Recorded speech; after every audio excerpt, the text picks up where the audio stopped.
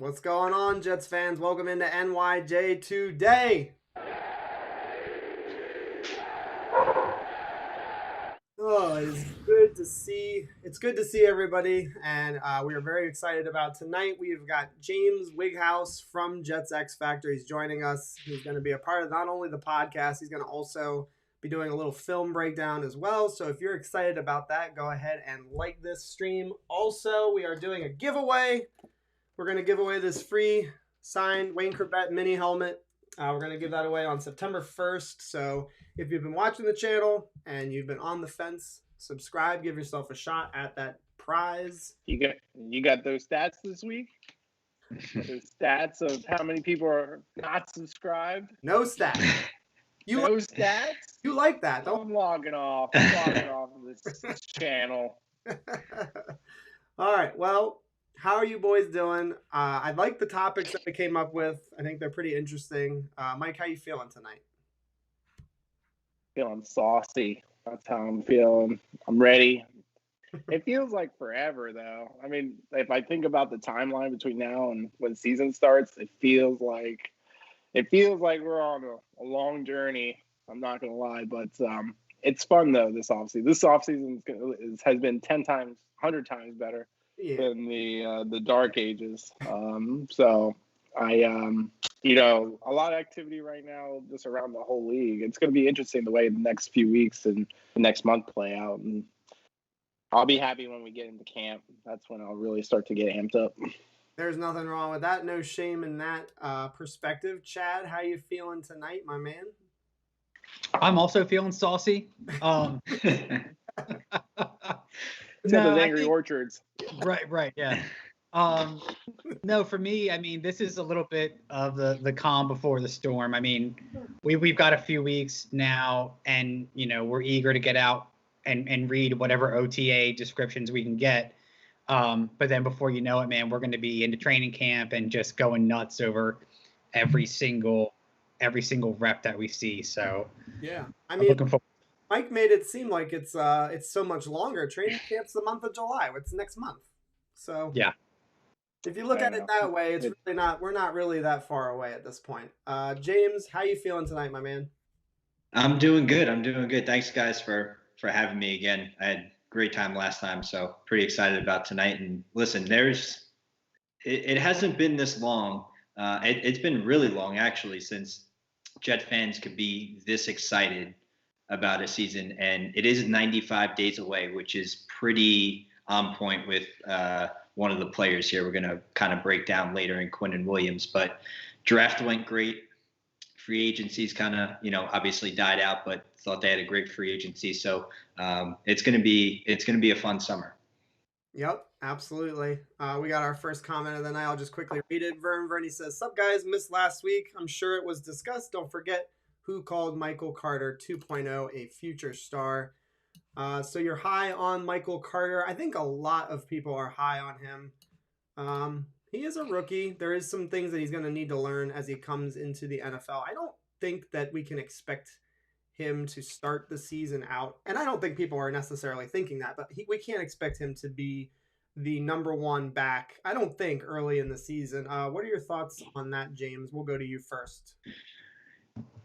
Yeah, I mean, it's I think he could wind up being the number one back. I actually I'll let you guys in on a little secret here, because for Jet X Factor, we're actually doing a little article on who you think is going to kind of lead each statistical group.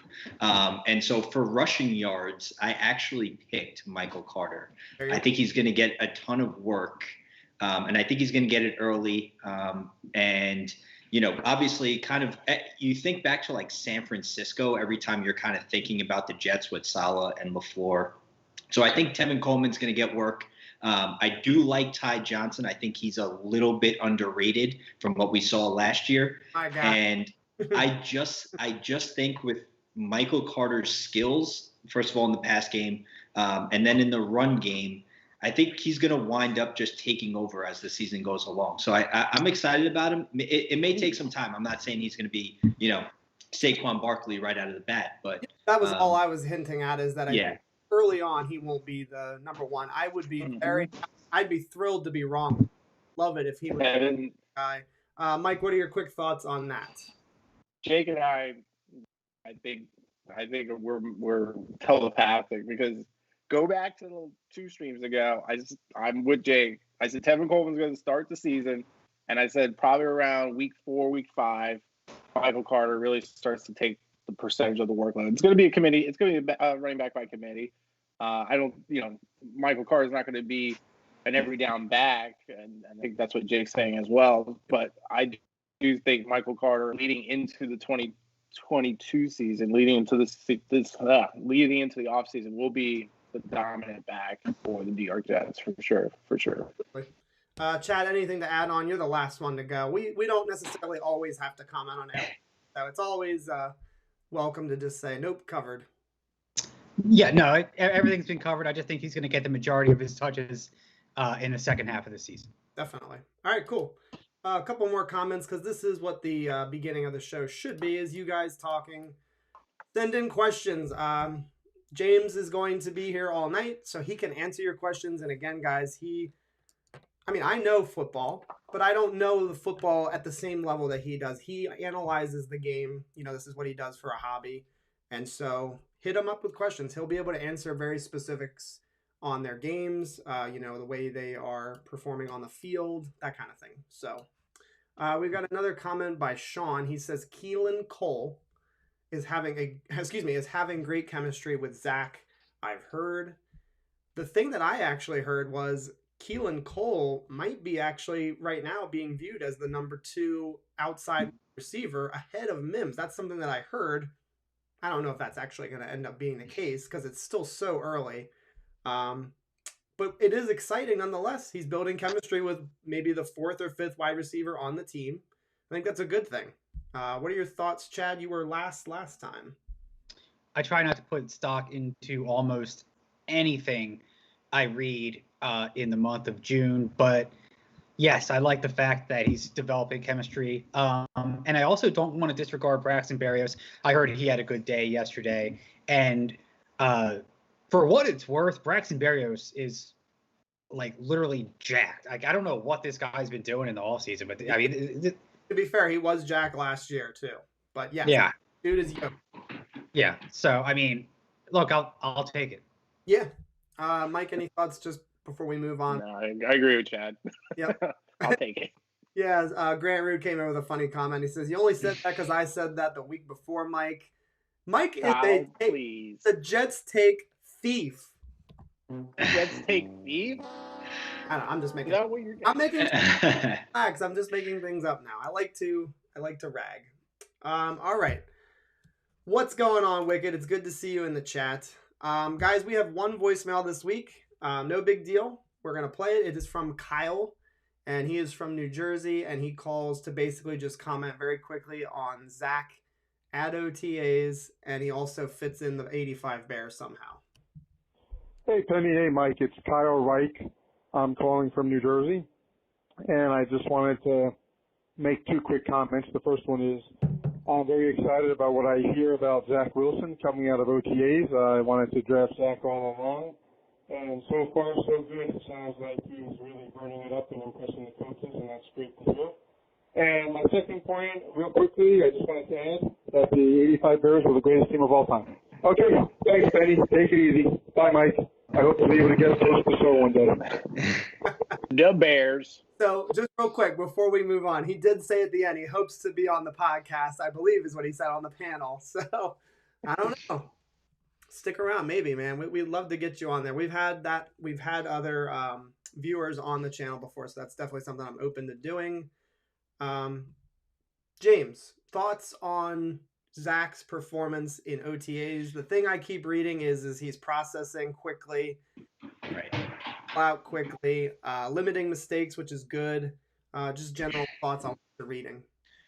Yeah, what I like a lot is what I'm hearing is what I saw on film at BYU, right? So it's kind of translating over in terms of he gets the ball out fast, he's making quick decisions, he's not turning it over. And listen, in terms of turnovers, I mean, it's hard for a defense in OTAs. when you're not wearing any pads, it makes it very difficult for the defense, especially corners, safeties. You know, like when we see 7-on-7 type of stuff, I get a little shaky about that.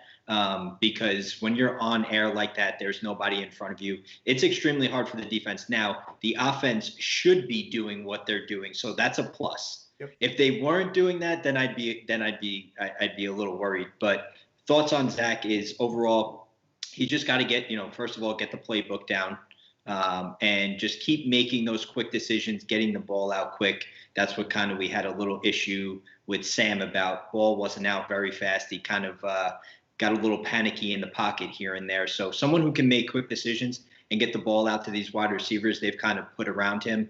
I like what I see, or what I'm hearing so far or seeing so far. So it's good. Yep. And Robbie said Jets X Factor. He has talked about, he had a podcast, he was talking about how the ball is noticeably coming out faster.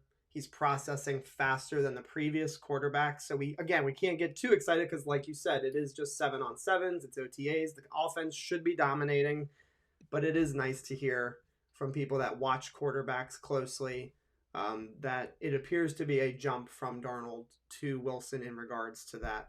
Mike, any thoughts just real quick on boy? No, I agree. I mean, the biggest thing I'm reading is the biggest two themes. I mean, everything Jake has said is right because he's the all-knowing guru that I defer to. But I think it's his consistency, his decision-making. I still read, Jake, your sources. I still read that the third down scrimmages still are the biggest areas that they are working with Zach on for whatever reason. It's not that I haven't read anything where Zach has thrown quote unquote picks or I think the one last week I said, John, the one was a deflection. What his tendency looks like right now is he's holding a little bit, and I think they're working with him on his read progression. And that's going to come naturally, organically with him knowing the playbook and working with Mike and things like that. And I like the fact that they're focusing on his vulnerability, which is the third down scrimmages. So I think that's really good. Apparently he's real calm and composed on first and second down runs, which is fantastic. And I also read a lot about what he's doing in the extracurricular with the team. And he looks like great point. He looks like a 17-year-old boy, and I think it could be hard, when you look like you're, you could be. I mean, like Frank Gore, he could have been Frank Gore's son, for crying out loud almost. So that's a hard thing.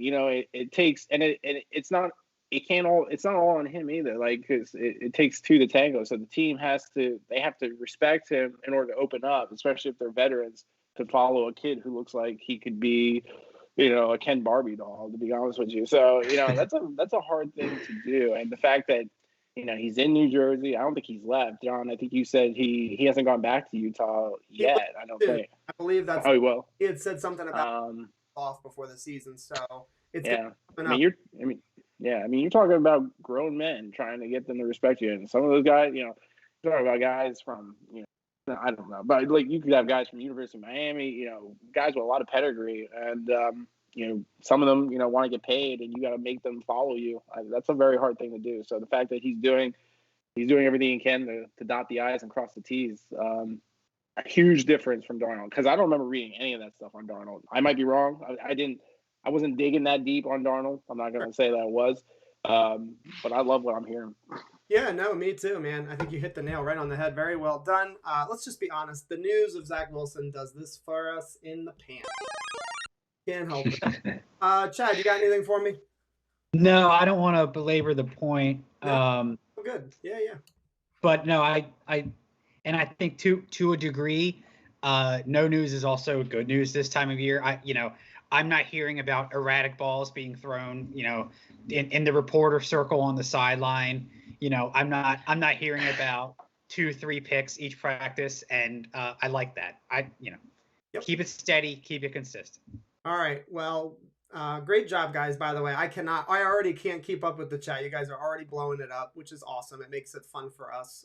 Real quick, I'll go through a couple of questions, and then again, we will get into the show after that. Sean Bennett says, you guys thinking that JD won't budge on the Crowder contract, vice versa, Crowder not budging on his contract. We went to James first. We'll go to Chad. Mike, you're the man all night, by the way. Sorry.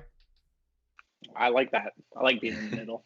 Yeah, I mentioned this in the chat. I don't understand this, and maybe one of you guys can shed some light on this for me. From what I was listening to the other day, it doesn't seem like this is necessarily a cap issue. It's not like they're trying to make room to sign Moses or something like that.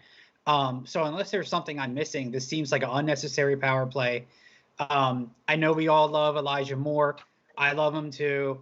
I think he's going to be great. I just don't think he's going to be great right away. I don't understand why you have a rookie quarterback and you don't want to give him your most proven receiver. I know that Crowder led us in receiving yards last year. I think he might have led us in 2019 as well. It doesn't make sense to me why we would mess around with his contract. I just don't get it. The only thing I'll say is it's not like they're creating cap space because they need it now. Like you said, they could sign more Moses right now if they wanted to. We will get into Morgan Moses. He's going to be the last segment of the night. I think it might be one of those situations where JD has a number in his mind of what he would like to push into 2022.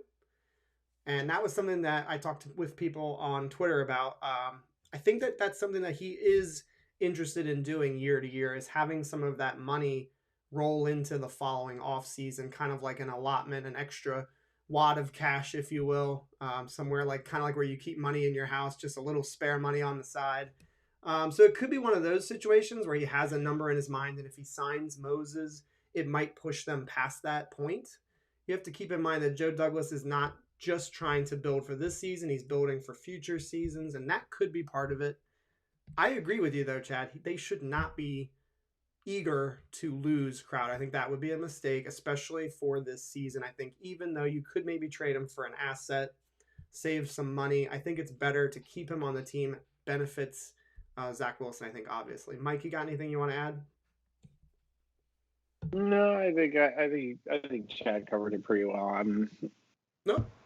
I'd just be belaboring the point. All right, let's see here. Gumball says Moore and Mims are unproven. I do think that's something that we will talk about. Mims specifically, and Moore obviously because he's a rookie. But I think Mims, everybody's counting on him to be a borderline, 700 to 900 yard receiver. I'm not sure I see that quite yet for him in year 2. I see a little bit of growth. I still think Corey Davis is going to be the number 1 wide receiver on this team. I think that's why they signed him. He's the vet. He's played. He's produced at a level of a wide receiver too. So I agree. They're not proven yet. And I think we need to just rein it in there. And that's why he's saying keep Crowder. Somebody that is also produced in and done it. Legend Killa, I don't recognize you. Welcome to the show. Welcome to the channel. Great to have you. Happy to have you. Hope you subscribe to the channel. Says I don't either. Then again, we still have our top 3 picks unsigned. Seems to happen every single year with the Jets. Why is that? That's an interesting question. It does seem that way. The top guys kind of go a little longer. It's still early, though, I think, personally. We don't have to panic quite yet. Let's see. Vern is saying trade Crowder for a 4th. He says Moore's looking good. I'm not doing that. No, I still am where we were last week, which was Crowder still has a role to play on this team, whether he's putting yards on the field or whether he's not. That's a young team, man. They need all the veteran kind of behind the scenes coaching that they can get. So, I mean, I would rather have that. I think that pays off more dividends, and I want to hear the rest of you guys. I think that pays off more dividends than getting a 4th round pick. At least 100. At least that's my take. Yeah, I absolutely agree with you. I think that we already have a stockpile of draft picks in 22. Right. You can add more to it, but do we really need that 4th round pick? And I don't think that we do, personally. Exactly. No. You can trade back with the 2 firsts, the 2 seconds. You can acquire more if you'd like. Trading away. Right. Pointless. And I don't want to be the guy who says it, and I'm knocking on wood, but let's say there's an injury. There you go. No, you're right. You're 100%. No. Absolutely. Let's see. Sean Bennett wants to know where your dog is, Chad. We want to hear the barking. If you do not, Yeah, where's the dog? Well, she's chilling right now, thank God. I mean, knowing her, she'll probably make an appearance before she goes to bed. Let's see. Grant Rude, he says the Crowder talk is 100% unwarranted. His contract has no guarantees left. If he's cut because he gets injured in OTAs, he would get $0. Would you risk that? And I'm thinking that's fair for Crowder. That's kind of why we're at a stand. He's like, there's no way I should be out there playing with no guarantee, basically, to be paid. So I think that's an interesting point to make. All right, catching up here. Grant Rude does throw in there as well. He says cutting a Crowder at 10 mil would equal a starting caliber cornerback. This is true. I'm assuming he's referring to like Steve Nelson or maybe Sherman. And again, if you can kind of do that because Crowder is not going to be back next year, I don't think. I don't think that they're going to re-sign him to a long-term deal. So if you wanted to basically just swap positions to add a veteran at a different position, I think a fair decision. I just would not do it myself. I don't think I like that idea. John, can I ask you this about Crowder? If we're sitting, if you go back a year and we're sitting in June 2020 and we're having the same Crowder conversation, would your opinion be different? In 2020? Yeah. No, I would have still kept him. You're talking about from last off season? Yeah. No, yeah, I still wanted to keep him. I didn't think it made sense to get rid of him. We were still holding and crossing our fingers, hoping that Darnold would be something, and obviously that didn't work out. So no, I would not have traded Crowder, even in hindsight. I think it was still the right decision to keep him. So that's my stance. Good question, though. All right, we are going to go ahead. Thanks for all the comments, guys. That's a great way to start the show. Again, feel free to email me questions that you have during the week. At NYJ today. Shit, I always get that wrong. NYJ today at gmail.com. You can email me your mailbag questions during the week. You can also call and leave a voicemail for the show. So we love to start the show like that. I think it's just a cool way to get it going. All right, here we go. We're going to the second topic of the night, which it got a little bit heated online, I think. And I listen to some other Jets podcasts when I have time. I don't always have the chance. I really enjoy Matt O'Leary's podcast on YouTube.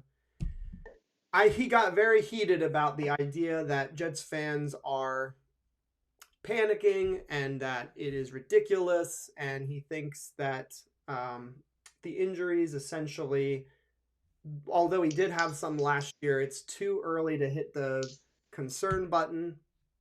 And, I responded to him in the comments like a weirdo anyway. I said, I'm not sure that that's completely fair because it is a little bit concerning. In my opinion, it's concerning. Does that mean I don't love Mehki Becton's, potential this coming season? Hell no. We talked about him last week.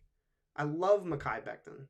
I think he has every bit of potential to become a Pro Bowler every single season and to be one of the true foundational pieces of the franchise. But to say you can't be concerned, I think that's kind of ludicrous, to be honest with you. James, what are your thoughts on his injury? Are you not concerned? I like disagreements. If you don't agree with me, that's fine. I'm a little concerned, though, just because it is another injury. The weight is not necessarily a concern. It doesn't really relate to the injury, I guess, is what I mean to say, plantar fasciitis. But just the fact that he is injured again, a little bit concerning, in my opinion. What do you think? Yeah, if I had to put a percentage on it, and my concern level, I'd probably put it at like a 25 or 30%. So like there is concern there, but it's not like at the level to totally freak me out, right? Because he stayed pretty healthy during college, and then last year, I think he had the shoulder. He had a couple other things, and now obviously he has the foot. And you're right. I mean, he is a big dude. He's one of the biggest dudes that you're going to find walking around, the planet, basically. At 6'7", 3, just under probably 370. Mm-hmm. And so a lot of activity takes a toll on someone that size. But also you kind of look at him and he's in good shape. He's not like a I don't want to be like mean or anything, but he's not like a fat 370. He's I not mean, he's over- 370. He's 370, but let's not forget he was running. I mean, 4.8 in the 40. He's a well-built guy. So in that regard, I do think the weight's a little bit overblown, only because of the shape that he's able to keep himself in at that size. Obviously, if it continues on, when we get to training camp and if he's not still right and we're getting closer to week 1, then I kind of have a worry that it could potentially linger longer on, and that could also then maybe cause some other kind of injury to come up. But sitting here, June 9th, keep him off of his feet. Don't let him go too crazy. Get him right for training camp, and I think he's going to be fine. So my concern level is less than medium right now. And Jake, you said that. I'm sorry, Mike. I'm going to get to you right next. I just want to say, yeah, you said that. Screw me. Oh, shut up. You said that. You said that perfectly. That is how I view it. So, Mike, what do you want to say? Mike. I was going to ask Jake because I don't think we would find out till I ask you what the question is, which is if the injury is 60-70%, you sit him for camp and you just play him week 1. I want him healthy. I would not put him out there until he's healthy. Yeah. And that could bleed into the season. If it ever did get to that point, I would never play him forcibly. The problem with that, though, are you taking into account having Zach back there, so potentially having no chemistry? Such a beautiful tie-in. That's why it's okay to freak out. He's the left tackle of Zach Wilson. Do you put Vera-Tucker there? So we have a couple big questions. Crazy dicey for me. I'm focused on Jake because Jake's the newbie guy, right? So I want to hear what his thoughts are, which is that if he's 70%, Jake, do you sit him playing week 1? And if you do play in week 1, do you still put him at left tackle, or do you move Vera-Tucker over there because Vera-Tucker would have gone through camp? Let James answer it. I'm not doing that one. So if he right, let's say, right, you said I have my coach attire on here, so I'll play. Do it.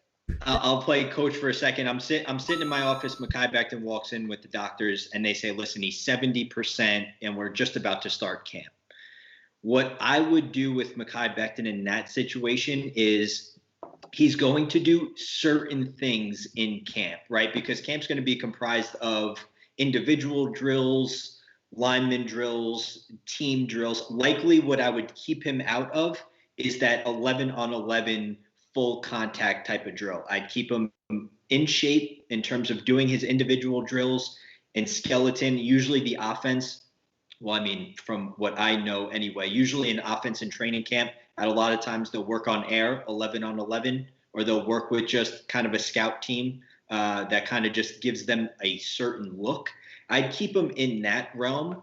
And then once it's like, all right, 1 or 2 weeks, if you tell me you're good after 1 or 2 weeks, I'll start to work you into that 11-on-11, because I would really worry if he does not do a single thing in training camp, throwing him out there left tackle week 1. Yeah. I think Elijah Vera-Tucker would be able to handle the responsibility, but then also, and I know you said we'll get to Morgan Moses later on, but he's priority A right now. If you're Joe Douglas, Morgan Moses is getting him in the building. Yeah. That's a good point. Nobody's going to disagree. Like, that's the thing. I feel like Jets fans as a fan base understand the importance of offensive line play. We've seen it be one of the best aspects of the team and what it led us to. So I don't think we have to ever sell signing free agents, drafting linemen to improve that unit. Chad, any quick takeaways on his injury, concerns that you have, that you don't have, that kind of thing? No, the only thing that I would add is going back to your original question, whether or not Jet fans have a right to be concerned. I think they certainly do. Look, the Jet fan base, if you're looking at this team over the past 5-6 seasons, we have to be amongst the highest team decimated with injuries. I feel like year after year we have these key injuries that come out of nowhere. And as a Jet fan's perspective, I mean, let's face it, by and large, we're a disgruntled group of people. We're an abused group of people, and we're deranged. Right. I mean, we're not going to be happy with a guy who maybe could be 60 to 70%. That's not good enough for us. We need somebody to come out there and be a starter. We can't take those kind of chances. So yeah, I think we have every right to be worried about that. I think so too, man. I think I'm not going to hate on anybody who says that we shouldn't be worried. Kind of like, again, Matt O'Leary's take. He says that we shouldn't be. It's kind of ridiculous. So I'm not going to hate on that, but I just think it's kind of a little bit unfair to say that it's ridiculous for us to be concerned. That's kind of my approach on it. I just feel like he is playing, in my opinion, the most critical position on offense outside of quarterback. Let me ask you this. If he's not out there, we all did. I'm sure you have a projection, James, but we all put our projected season outcome or our wins losses. What does that do to your projections with Becton out? First, that's a very specific question. Go ahead, James.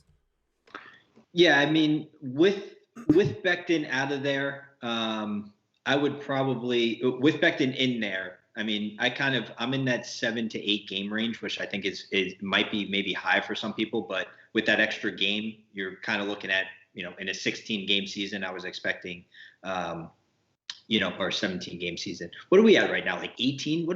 How many games are we playing here? 17? 17. Yeah, 17, right? Okay. Remember. It's impossible to remember. I know, it's so hard. They just keep adding games here. Less preseason games, extra weeks, who knows. But I would put us with Becton in that 7 to 8 range. And I think if we don't have him, then we probably wind up to 5 to 6. I think it's probably a game or two that would kind of drop. I think the position's that important, where one person can just really affect an entire kind of offense. I mean, the entire offense, given, the importance there of Zach's blind side and then how dominant he is in the run game. We're going to run the ball a lot. Yeah. And he's going to be an important piece to that whole thing because honestly, again, I'll put my coaching hat on. I'm running left a whole lot of times if he's out there. So yes, that's one of the most underrated things crazy things that happened last season. They didn't run left nearly enough, and that was without Elijah Vera-Tucker. So yeah, run left, baby, run left. Make them stop it, like Joe Namath said in the Super Bowl. Make them stop it.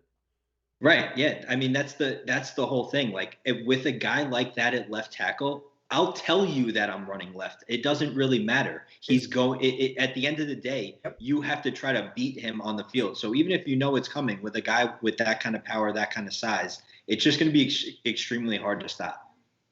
There's some funny comments. Sorry. Steven says, I already like Mike. He has the same look as my brother-in-law. LOL. I think that means that's what we do, baby. All right. Let's see. Mike loves his macabre. LOL. Is that Bet your ass. I think that's a callback to a long episode ago. I think I pour my Miller Lite beer more. All right, guys. We're at like almost 40. There were 40 people in the stream earlier. If you guys could do me a favor and like this stream, it would do a lot for the channel. We're hitting high numbers tonight. This is one of our best streams as far as numbers go. So do us a lucky. Like the stream. And again, if you're new, I'd love to have you guys subscribe to the channel. Yeah. He doesn't have the stats for you today, but next week he'll have the stats. So don't You're really obsessed with that. I like it. Let's see. Grant Root says, hey, we were supposed to gang up on Mike because we were too nice to him last week. Right. You're getting it now. Everybody's remembering. Bring back last I'm like the Men in Black. I'm going to bring that little thing on here. I'm going to zap all of you. Get you out of your Grant Rude mindset. Don't follow him. He's a bad role model. Influence, I feel like. All right. We will move on. We are going to go to... Did anybody want to say anything before we move on from Becton's foot injury? I've touched on everything I wanted to. Yeah. Can I do quickly? Yeah, of course. The Mehki Becton conversation, is exactly why you do not try to get rid of Jamison Crowder. Very true. Right. And the reason being is, I'm sorry, I'm just going to put it out very bluntly. If we have injuries at wide receiver, I'm tired of turning on the TV on Sundays and seeing some practice squad dude trying to run routes. And then like Williams. It just right. Yeah. I mean, how many times over the years have we turned on the television and it's, who is that guy? Where did he even come from? Maybe we heard about him on Saturday night because we had to throw him on the active roster. But Elijah Moore, really excited about his future. Denzel Mims, really excited about his future. Keelan Cole, really excited about the depth.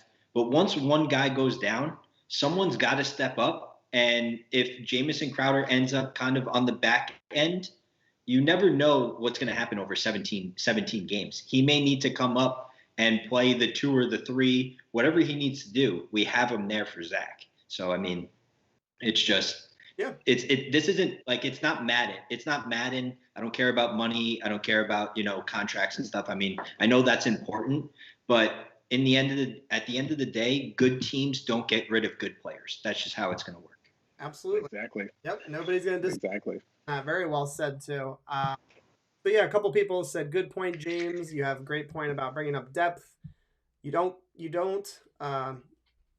get lackadaisical, I should say, with the backups that are behind these players. And I think adding in Morgan Moses would help. I mean, I know he doesn't play left tackle necessarily, but having another tackle on the team that's played football, started football games, I think just, again, it even stresses the importance of us potentially landing him. I think that's a big time signing if we can land him.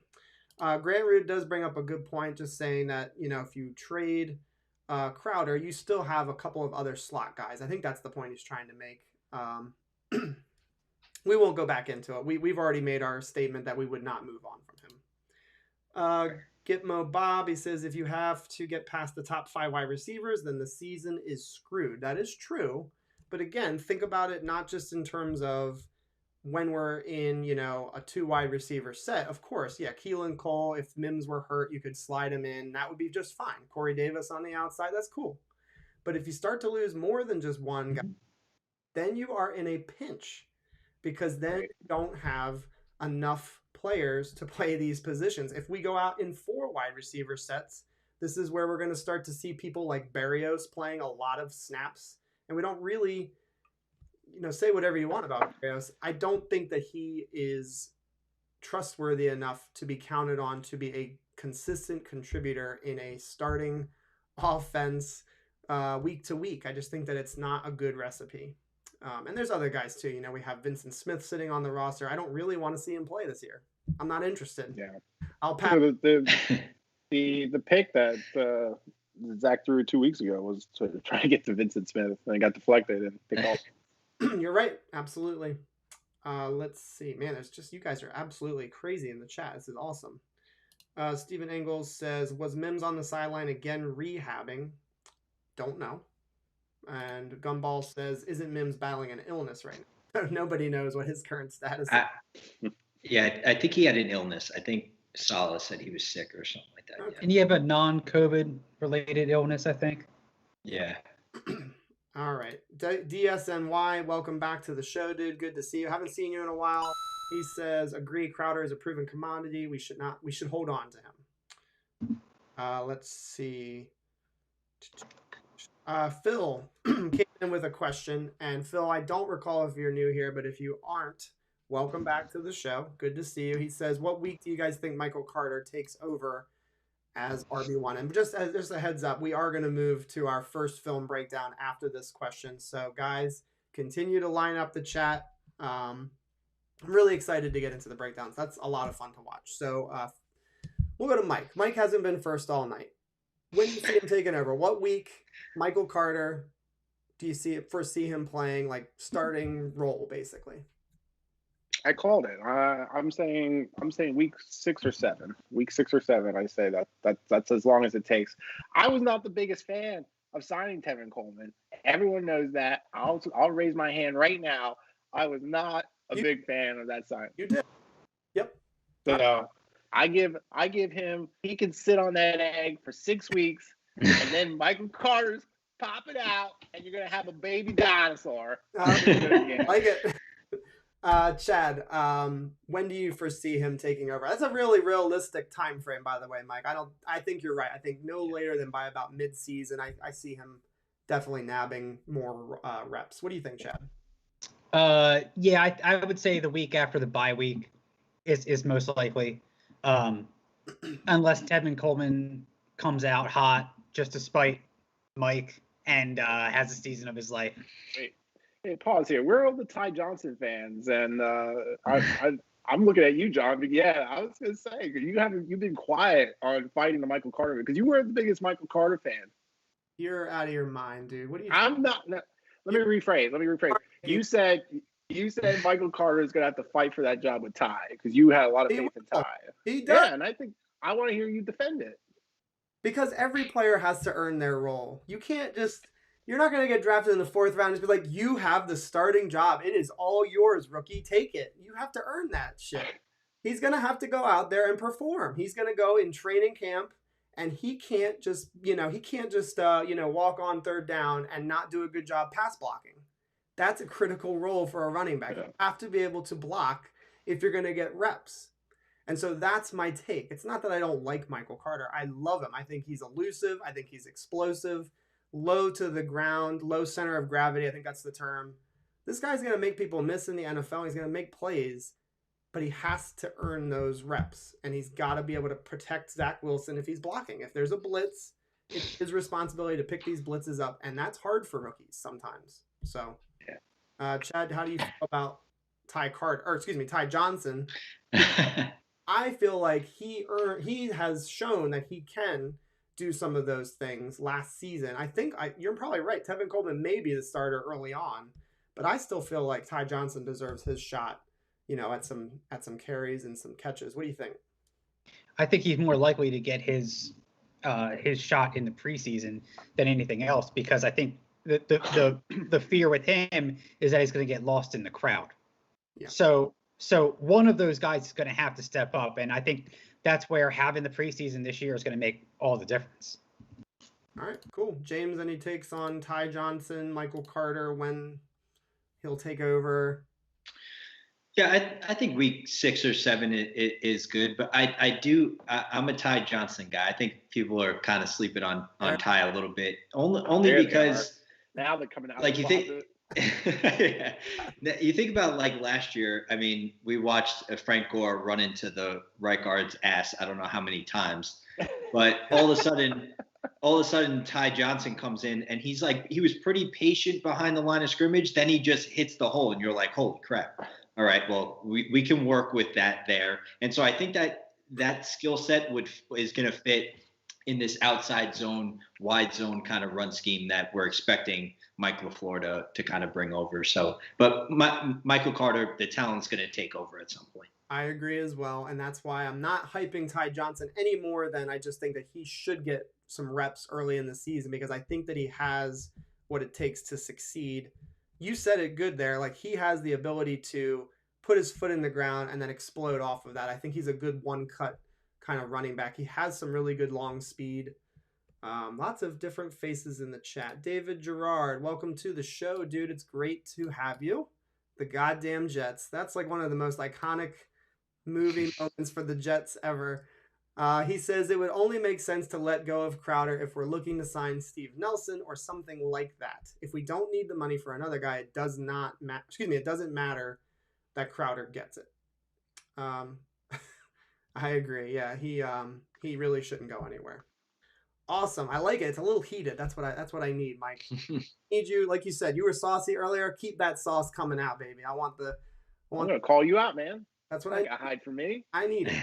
All right, we are gonna go into. Hey, I have one more question. Sure. Does that mean, so are we pretty much agreeing that Perrine gets cut? So Perrine. Perrine, sorry. Yeah, no, it's okay. Perrine, I think he's one of those guys that kind of like Ty Johnson. He's going to have to earn what he gets. And right now it's a roster spot, in my opinion. I think that he's in a fight for his roster spot right now. Tevin Coleman can easily make the roster. They signed him for a reason. We know Michael Carter's not going anywhere. And I do believe that Ty Johnson right now fits the scheme better than P. Ryan. And do you think we carry 4 backs? I don't knowing everything. I don't want. Yeah. No, I don't either. I would rather play 3 and maybe put one on the practice squad, kind of like what we did last year with Josh Adams. That's my take on it. He's probably going to get cut in. There we go, doggies. We need him in the show. If that was me. If we don't have a dog barking, we don't know how to. Does LaFleur's offense run a fullback? So it did in San Fran with Kyle Juszczyk, and Shanahan offense has absolutely used it in the past as well. I think right now that Wesco might be the favorite for that role because they didn't really go out and draft anybody to. No. What do you think about that, James? Do we use the fullback, or will we use the fullback in this scheme? Yeah, I think periodically we will. Obviously, San Francisco had Kyle Juszczyk, so you're gonna use a guy like that. You have to put him out there. Trayvon Wesco, obviously more of the blocking tight end. He's a big, powerful dude. But yeah, I think we will wind up using, and actually one of the plays that Quinnen Williams here blows up that we're going to watch is actually featuring a fullback. So we'll kind of see that. But yeah, I do think you'll see a fullback a little bit more. I know that's kind of like old school. People now just want to throw the ball around 50 times. But yeah, if we can get the fullback in there in those wide zone schemes to kind of take on a D end or get to that second level, I think we'll see it. Yeah, and it's not the same offense as the Chiefs offense, but they do use a fullback in Sherman, I think his last name is. Yep. So it's not that it's absent in the NFL, but yeah, I think Wesco, if we're going to have somebody fill that role, it might be him right now. All right, no more dilly-dallying. We're going to get into the film breakdown here. So guys, while you're watching this, I just want you guys to and let me pause it. I apologize, James.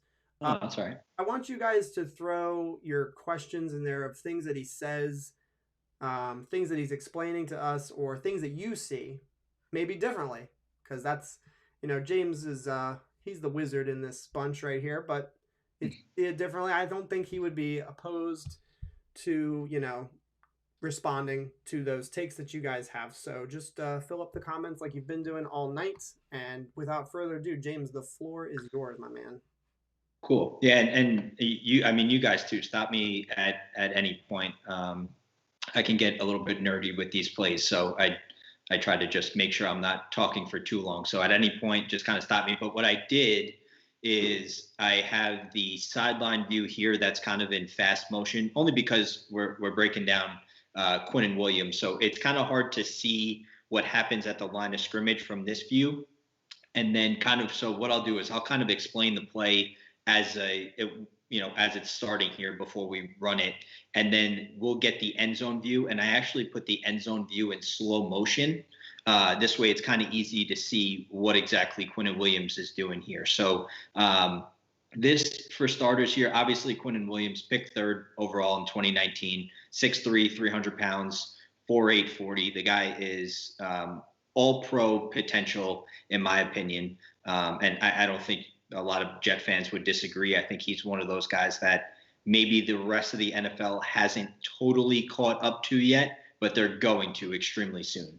Kind of with what he had at the end of the year, it was just a dominant stretch of quarterback hits, pressures, run stops, the whole thing. He was up there. I think if you combine his run stops, his quarterback hits, and his pressures, I think only Aaron Donald had more by the end of the year or in a certain stretch of the season. So we're talking about a high-level kind of player here. And I put the best first. This is my favorite play from not only Quinnen Williams, but maybe all season from the Jets. And so very kind of quickly, X's and O's wise, Kansas City here, they're going to come out in a gun doubles formation. So they have 2 wide receivers to the field on the left side. And then they're going to have 2 wide receivers. Well, technically Travis Kelce, you might as well just call that guy a wide receiver. Mm-hmm. He's going to he's incredible. And he's going to motion in right next to Tyreek Hill there. And what they're going to run is a halfback cross screen. So Clyde Edwards-Helaire in the backfield, he's on Patrick Mahomes' right side, but the screen is actually going to be to the left. So he's going to cut in front of Patrick Mahomes. Mm-hmm. And offensive lineman mentality here is the two tackles, so the left tackle and the right tackle, they're just going to go one-on-one with the edge. The hope is that they just fly by and Patrick Mahomes throws the ball right over their head. And now the three linemen that we have left, the left guard, the center, and the right guard, what their mentality is, I need to get left, act like I'm blocking, but then I'm going to release to the second level. And your hope is with that first block and release, the defensive linemen shoot up the field, right? So they're going to shoot straight up the field. The hope is that Patrick Mahomes throws it over the top. Now we got linemen on secondary guys, and that's no good, right? And so that's the first part of what Kansas City wants to do. But the second part is the Jets coverage-wise are in a little bit of trouble here because what they're going to run is a cover 6. And that's my opinion. If coverages are kind of weird, but right now we have one high safety. That's Marcus May up top. And we actually have Ashton Davis, who is right on the 25-yard line, 15-yard line. And what's going to happen is Ashton Davis is going to drop back to about the 10-yard line and get that whole deep half of the field. So we have one deep guy back there. And now the corner to Ashton Davis's side to the boundary, he's responsible for that flat area. Marcus May at the top of the screen, he's going to shoot and go right. So he's going to go to the field and try to cut off Mecole Hardman, who is the number 2 wide receiver right there, correct? And actually, over Mecole Hardman is Brian Poole, who's another corner. But what he's going to do, he's going to shoot straight to the pylon right behind him to the right. And that other corner is going to have the flat area. So right now we're going to end up with 3 deep guys, and all these guys in the front 7 here, or the front 6, are essentially almost going to rush. And so we're in a terrible defense for a screen pass. They got us right where they want us. And then Quinnen Williams happens. Yeah. So what Quinnen Williams is going to do, this is going to go for a loss. It's incredible. But if you play it here, we can see it in fast motion, and then I'll kind of break down his technique on the back end. Okay. So if we look, we're going to see the halfbacks, the cross screen coming across. And I mean, the field is wide open here. Yeah. If this pass gets complete, we're in trouble here. Yeah. And then all of a sudden, out of the flash of a pan is going to be. There he is right there. Quinnen Williams that's Quinnen Williams right there. And he's just going to blow the whole thing up.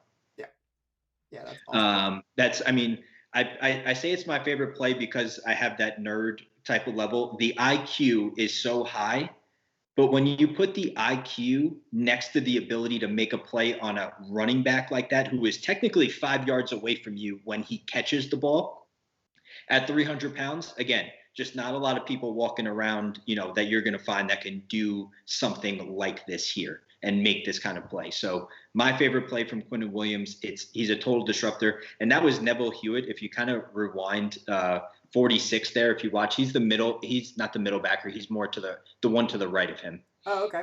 Oh, yeah. No, other right. No, other right. Yep, right there. Yep. He's gonna blitz, and he looks like he thinks he's gonna have a sack. Like, oh, this is beautiful. And then Patrick Mahomes just kind of throws it right over him. So he got played, for the lack of a better term. So he's gonna. I'm sorry, that was Avery Williams, the other guy. That's my fault. No, that's okay. No worries. If you rewind it there, it was actually that middle backer. So I was right the first time. Yep, it's the middle guy. He's gonna rush and he's gonna say, "Oh crap, it's opening up," and it just goes right over him. He's too late, and not for Quinnen Williams. This is either a gain of 20 or a touchdown. Yep. It's a huge play for a defensive tackle to make a coverage tackle. Yep. Which is incredible. Yeah.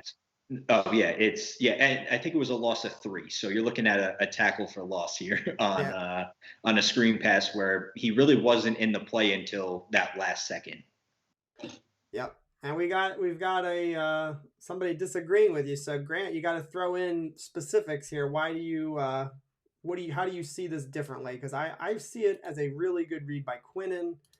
It's just very impressive, understanding where he was on the field at the snap, because he didn't really get in right away, and he puts his eyes on the quarterback pretty quickly. Perfect. And recognizes that, not only is he not generating a pass rush, he's got his eyes on the quarterback and watching what's happening beyond the line of scrimmage. I think that just it's what James is pointing out. It's his IQ play. It's not really anything else. So really impressive. That's the perfect point right there. And you'll see it from the back end. If you let this one run out, and then it's kind of exactly what you're saying, John, is going to be exactly the point that I was going to hit, right? The IQ here, if you pause it there. Sure. So Quinnen Williams is right now the 0 technique. So that means he is directly over the center, right? But like we talked about, these 3 linemen, the interior offensive linemen, they want to now, I guess, to our right. They want to go to our right, their left. And you can see, if you're looking at that right guard, he's kind of giving it away. He's so shaded, he's so leaning left that Quinnen probably even maybe saw that and said, okay, he's going to come this way and the line's going to shift to me. And so now what Quinnen's going to do is he's going to get his head into the backfield, right? Because again, that 6'3", 300-pound frame running a 4.8 means nothing if you don't know where the ball is, right? If you're just running in no man's land, then, great, that's great and all for you. And, you're a physical specimen, but you're not a football player. You're not a defensive lineman at that point in time. And so if you let it run here, it's actually in slow motion, so it's kind of easier to see. But Quinnen's going to wind up engaged with that right guard. Mm-hmm. And you can see his head is, first of all, right now it's on Clyde Edwards-Helaire. And he's like, all right, well, where's he going?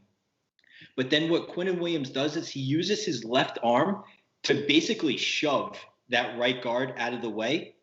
And as soon as he does that, his eyes are on Patrick Mahomes. Now he sees Clyde Edwards-Helaire looking right at him. He's ready for it. But it's that power to keep that right arm free. Yeah. And use that left arm as leverage and to create the separation.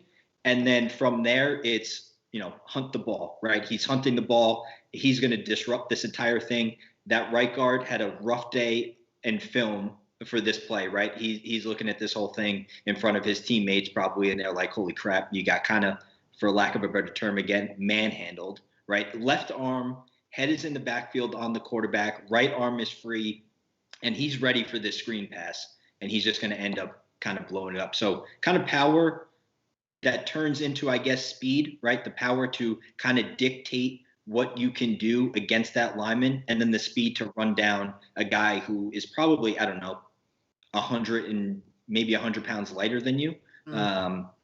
And it's a phenomenal play by Quinnen Williams. And you can clearly see the recognition. He's looking at Mahomes, and then he switches to Clyde Edwards-Helaire. What are your quick thoughts on this play, guys? Just Chad, you want to comment on it real quick? Yeah, I mean, for me, the thing that I like pointing out is using that one hand right there. I mean, that's just like God-given Alabama strength right there. That Southern boy stuff, that the corn eating strength. What do you got for me, Mike? What do you think here when you're seeing this play as he explained it? The on-field awareness. Yep. I think that it just, to what he has so young in his career, I think it makes me giddy. It makes me giddy that he is one of the big foundational pieces for what we plan to build over the next three or four seasons. Yep, definitely. And I will admit too, Gumball threw in the chat. He said, I wanted Josh Allen, the pass rusher in 2019, but Q might prove wrong. And that's actually the same exact take that I had. I actually wanted us to draft the edge rusher and Josh Allen. And listen, I'm readily happy to admit when I'm wrong, and that this may end up being one of those scenarios where I was just wrong. I think he's proving himself to be an elite pass rusher at a position that most teams don't have. No. So it's pretty special. All right, cool. We can keep moving here. Is this the end of this play? Yeah, this will be the end of this play. And, obviously you take and hear that next one. But you obviously take a look at Quinnen Williams. I mean, obviously, we all kind of, I think, in a sense, almost wanted Josh Allen, or that year we're just hoping that Nick Bosa was going to fall to 3 for some odd reason, or whatever it was going to be. But now, you look 2 years later, the 4-3 is going to come from Robert Saleh, and that's going to kind of even more so maximize Quinnen Williams. And what I'm thinking is going to be the setup is Quinnen Williams. Oh, thanks, Nick. That's a good friend of mine. I had a thank him for stopping by. Yeah, and now you look at it in the start of 2021, and it's a potential that Quinnen Williams is lined up in that 3 technique area, and Carl Lawson is kind of right next to him. And now you're playing with fire. Now you're playing with fire. Oh, you're talking about on the team currently. I apologize. Right. No, yeah, right, on the team currently. So now we're gonna have that Carl Lawson, Quinnen Williams combo. Yeah. The combo is deadly. Having the outside rusher and the interior rusher is extremely, extremely important. I think in the current NFL, pressuring Mahomes, pressuring Josh Allen, these are guys that you have to get in their face. Mm-hmm. Able to do it along the defensive line, I think, is super important. So. Oh, for sure, absolutely, and we'll see it kind of right here with this play. So obviously everybody likes sacks, and that's what Quinnen Williams is going to get here. And so in terms of the 49ers, what they're going to do is they're just going to motion. They're going to motion that receiver to the field, and they're just going to wind up in a gun trips right bunch, right? So that bunch, you got 3 receivers kind of just all muddled together. One at the top, that's usually called the point man, and then you got 2 right behind him, one to his left and one to his right. And then the open is just because that receiver on the other side of the formation is split out instead of being a tight end or whatever it is. And so the Jets here, they just play a cover 2 man. So cover 2 man is everyone's man coverage underneath. And then we just have two high safeties that are going to play the half of the field. And quite honestly, the rest of this play is just not going to matter. And it's not going to matter because of big number 95 there. He's going to get into this sack in a hurry. You can see it here. He's going to beat the right guard. We're looking at right. So, and he's going to beat him here. So this is my power sack, right? He uses power to just kind of first engage, get his arms inside, shed him, and then just get to Jimmy G. I think Jimmy G actually got hurt on this play. He did, yeah. So let's go back. I had circled the wrong dude. So Quinnen is right here. No. Yep, that's Quinnen right there. Yep, you're circling him. He's on right. So he's on the left guard there, right? He's on. Oh, I'm sorry, the left guard. Yep, my fault. Okay. I apologize. No. I keep looking at it from Quinnen's kind of view here, but left guard, right? He beats the left guard. Definitely a bull rush there at the snap. He wasn't trying to get around him. He was trying to go through him here. No, yeah, and the back end is the end zone view is kind of a lot of fun because you'll kind of see exactly it's the defensive line technique. There's a lot of different ways to beat guys, and Quinnen's got a nice little combination of the power but also the speed, right? So right there he's in. I'm going to call it a 4-eye technique. Should I go through the numbers? Is that cool if I go through the numbers? Dude, it's your show now. It's no longer NYJ Today. This is James Wighaus.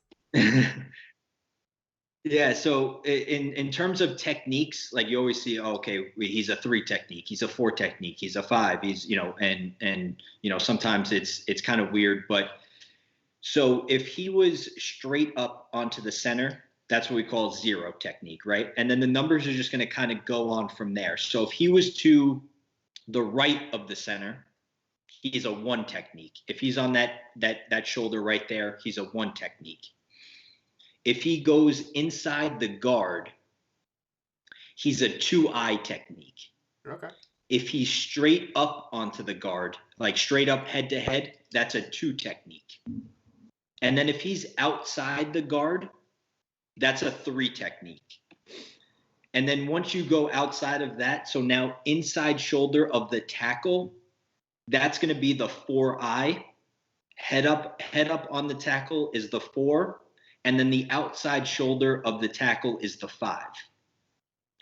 So those are kind of, and it just goes kind of numerically down the line. But the 2I mean, 2I, 4I, that just means they're on the inside. If it's kind of, a 2 or a 4, then he's head up on either the guard or the tackle. And then you'll hear sometimes like wide 9. Yeah. Wide 9. If I think that might be Jordan Jenkins, 48 there. If that's a 48, I think that's a 48. It depends. Like if there was a tight end there, we're just going to add on numbers. So there, I'd probably just call Jordan Jenkins a 7 technique there, because he's kind of well outside that 5. The tackle's outside shoulder, so he's a little bit wider. So I'd go 7, but it goes all the way to 9. So it's kind of a lot there. But if there was a tight end, we'd start adding on kind of more numbers. So here, 4I technique for Quinnen, I went kind of back and forth. Sometimes it's a little bit different because that outside shoulder of the guard and then the inside shoulder of the tackle, the 3, the 4I, that's where Quinnen makes his money. That 3 and that 4 that 4I technique there. So that's where we'll see him quite often. The other play, he was the 0 technique, but anyway, so 4I technique, and he's in a 4-point stance. So he's got both hands down, both feet down, right? And that's where he's going to create his explosion to get up off the line of scrimmage really quick. And he's going to engage this left guard immediately. But how he engages him here is he gets his hands inside on those shoulder pads. And you could see that right arm of the left guard, he's trying to grasp something, but Quinnen's got the leverage at this point in time, right? He's trying to grab on the outside. And now what Quinnen's going to do is he's going to take him when he's got him on the inside shoulder pads there. What he's going to do is now he's going to pull him towards himself. And at that point in time, that's going to be the shed. You can see how he pulls him forward, and then he's going to rip through. Yes. Right. So he's using the power of his leverage to say, okay, I've engaged you. I got the hand placement. Now I'm going to throw you to the side. And now I'm just going to take the speed and I'm going to get right to Jimmy Garoppolo as soon as possible. I mean, this play really had no chance. And it's just kind of, you get that IQ play to start off, and then you get the power sack, using that power rush move from a guy on the inside. It's going to be dangerous when you add that edge rusher that can also get pressure from the outside. We're going to be hitting. I saw. Go ahead, Mike. No, I remember seeing this play. I actually thought that was a swim move. Is that not a swim move? Is that more of a power rush? So actually, the next play is going to be somewhat of it's going to be kind of in the family of a swim move. Yeah. So if you guys want to comment on this play at all, I can kind of fit in, Mike, that swim move type of idea in that next play. I'm gonna ask probably a question I should know the answer to, but I didn't think Quinnen has he doesn't have a go-to move like JJ or Dwight Freeney, right? I mean he does a lot of power rushing. Mm-hmm. I think where you're gonna go next is he pulls in some moves here and there, a swim, or maybe I don't know if I've seen Quinnen spin. I think obviously he's got such big upper body strength, he doesn't really need to spin as much as he can just force people where he wants to throw them. So it's just interesting. I think where I'm going with that, James, is do you think for him to really solidify himself? I mean, obviously he has. I'm not taking anything away from him, but to really kind of be that person in the league, do you still think he needs to find his niche, I guess you could say? That's a really good question, man. I like that. Yeah, no. I mean, it's a great question, because you're right. Those guys that, dominate a long time in their career, you think of some of the spin moves or, the power rush moves, the swim moves, all those kind of different moves, like you kind of associate, an all-time great defensive lineman or an edge rusher with that kind of move.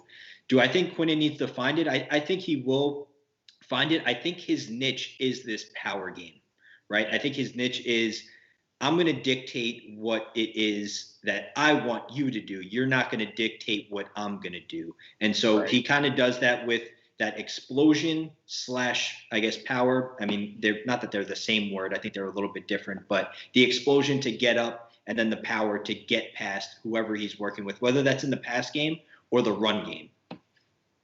Yeah. There's people very agree. of your breakdown here. They're really they're very excited about the stuff that you're selling them on right now. Listen, go ahead. I'm excited that we're doing linemen. Like these guys, you know, they work so damn hard, and it's such a difficult job that these guys have. We don't appreciate sometimes like how big these guys are, and then how athletic they really, really are. You know, it's just kind of, you see stats on a bunch of them, but sometimes it's kind of refreshing to give them kind of the due that they deserve, and you know, the technique that they really have. Yep. Chad, any thoughts on what you're seeing here? I mean, we can all just a quick question. James, I'm sorry, go ahead. James, I know we're talking Quinnen, but from the opposite perspective of that last play, do you think that was a mess up on the center's end, like a mental mistake from the center to focus on the right side and not double up on Quinnen, or was that planned ahead of time? Could we go back to that? Is that okay if we just I don't know if that was back to Richburg or whoever the 49ers center was. So he's going to snap, and then he's going to focus. Like, what is that JFM over there? Yep, 91. Yep. Okay, yep, so 91. He's going to shift to the right, and I mean, if you're any offensive line anywhere is playing the 2020 Jets, why not double Quinnen Williams? Like, what was that, a fuck up or just a mistake on their end, or what? Yeah, so usually there's some kind of, you know, offensive lineman communication at this point in time, and obviously before the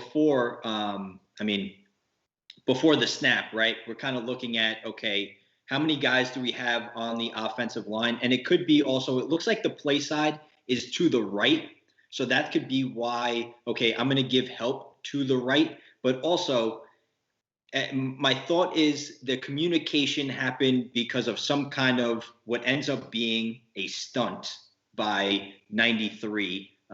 Is 93 Phillips? Do we have a guy named? Do we have a guy named Phillips on the Jets? It's either Phillips or Basham. I'm not sure which. Terrell Basham. Yep, Terrell Basham, and then JFM. So my thought process there is, and it's hard to tell, offensive linemen, the blocking, it's hard to tell communication-wise what they have, because Trent Williams is going to get the edge here. The right guard, the left guard, you know, he's working definitely with Quinnen Williams. And then what happens is with the stunt is what the defensive lineman's idea or their thought process is, John Franklin Myers is going to try to hang up this right guard so that Terrell Basham can then come on the interior. So now if the center, what happens if the center doubles Quinnen Williams, Terrell Basham is coming in free to get the sack. So I don't think it was a mistake. I think it's more so the left guard just got beat in a one-on-one type of situation. Okay. Yeah, the stunt seemed to mess them up a little bit with their blocking. Yeah, see how he comes inside, because he winds up he actually ends up taking Terrell Basham. So this could be just a double call to the right, like, you know, Grant's kind of pointing out here, and then left guard is just on an island with one of the most talented defensive linemen in football right now, and it didn't work out very well for him. No, yeah, he tossed him there. I mean, that's a pretty good and powerful defensive lineman to throw another 300+ pound man. Just get the hell out of my way. It's pretty cool. Right, exactly. All right, let's keep it moving and grooving here. Let's get to the next play. All right, here we go. Yeah, this is where we're gonna get into Mike's question here too, because just so we saw, right, the play before, you see someone who, you know, 300 pounds, he's not your ideal like speed rusher type of guy, but he's got it in his toolbox, which is really good. And this was a near sack. It wasn't actually a sack. Those last throw, you know, the throwaway before the knee hits the ground always pisses me off, except when obviously if the Jets are on offense. But so here, I just don't like it. I just don't like it when it happens to me. Yeah. And so, yeah, Kansas City here, they're just in a gun, doubles tight, or you could call it tight, you know, double slot. So we have two eligible receivers on either side, but their splits are very much in. So quick point, not on Quinnen Williams here, but when you're looking at a formation like this, you're expecting these guys to run to the sideline. So kind of pointless in a sense for them to be so split inside if they want to go inside. The point is to kind of use all that sideline space on each side of the field. But that's just a kind of a quick point here. And so now what Quinnen Williams is going to do, again, he's over the left guard from the end zone view here. And, is that a new Islanders up 4-1? Good for them. And so Quinnen is good. He's just going to pop off the screen. So if you keep your eye on 95 there over the left guard, and you run this little the quick play from the sideline, it's just going to happen really fast. Woo! My word. Yeah. It's going to happen super fast. Boom. He's toasted, right? He's toasted this very moment. Yeah. Yeah. Oh yeah. He's beat right off the line of scrimmage. Ooh. Boom. My favorite play tonight. I know the recognition is impressive. He won immediately in this pass rush move. Immediately. Oh, it's too fast. Easy. It was more. And so, I think, right? Like he won with his. I don't think he touched them. I think he's passed without even really doing anything. I mean, you played again. He karate chopped that man. Right. Yeah. No. Yeah. Similar, right, to like a karate chop. You're exactly right. And so it's not technically a swim move, but it's in that same kind of family. This is more of a rip. And so I'll kind of show you what I mean on the back end. But a swim move would be, right, the offensive lineman's hands are up, and you'll see it. So if we go slow motion here, Quinnen Williams, I put this as the 3 technique. He's a little bit shaded more towards the outside shoulder of the left guard. So I'm just going to put him there as a 3 technique, but he's kind of right in the middle of a 3 and a 4 eye, which is kind of his sweet spot again. And so you saw in the last one, the way he came out of his stance, he's in a 4-point stance again.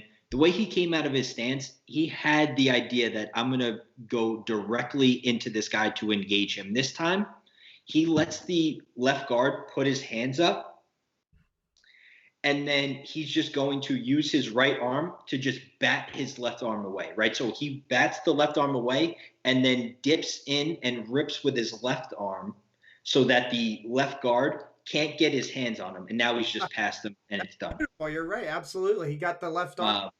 Great. So Mike, the swim move, right, would be look extremely similar, where he uses his right arm to bat away the offensive lineman's left arm, but then comes over the top with the other arm. Instead, Quinnen kind of goes right arm swat and then left arm pull it through. Ooh, and it's like a reverse swim arm. Right.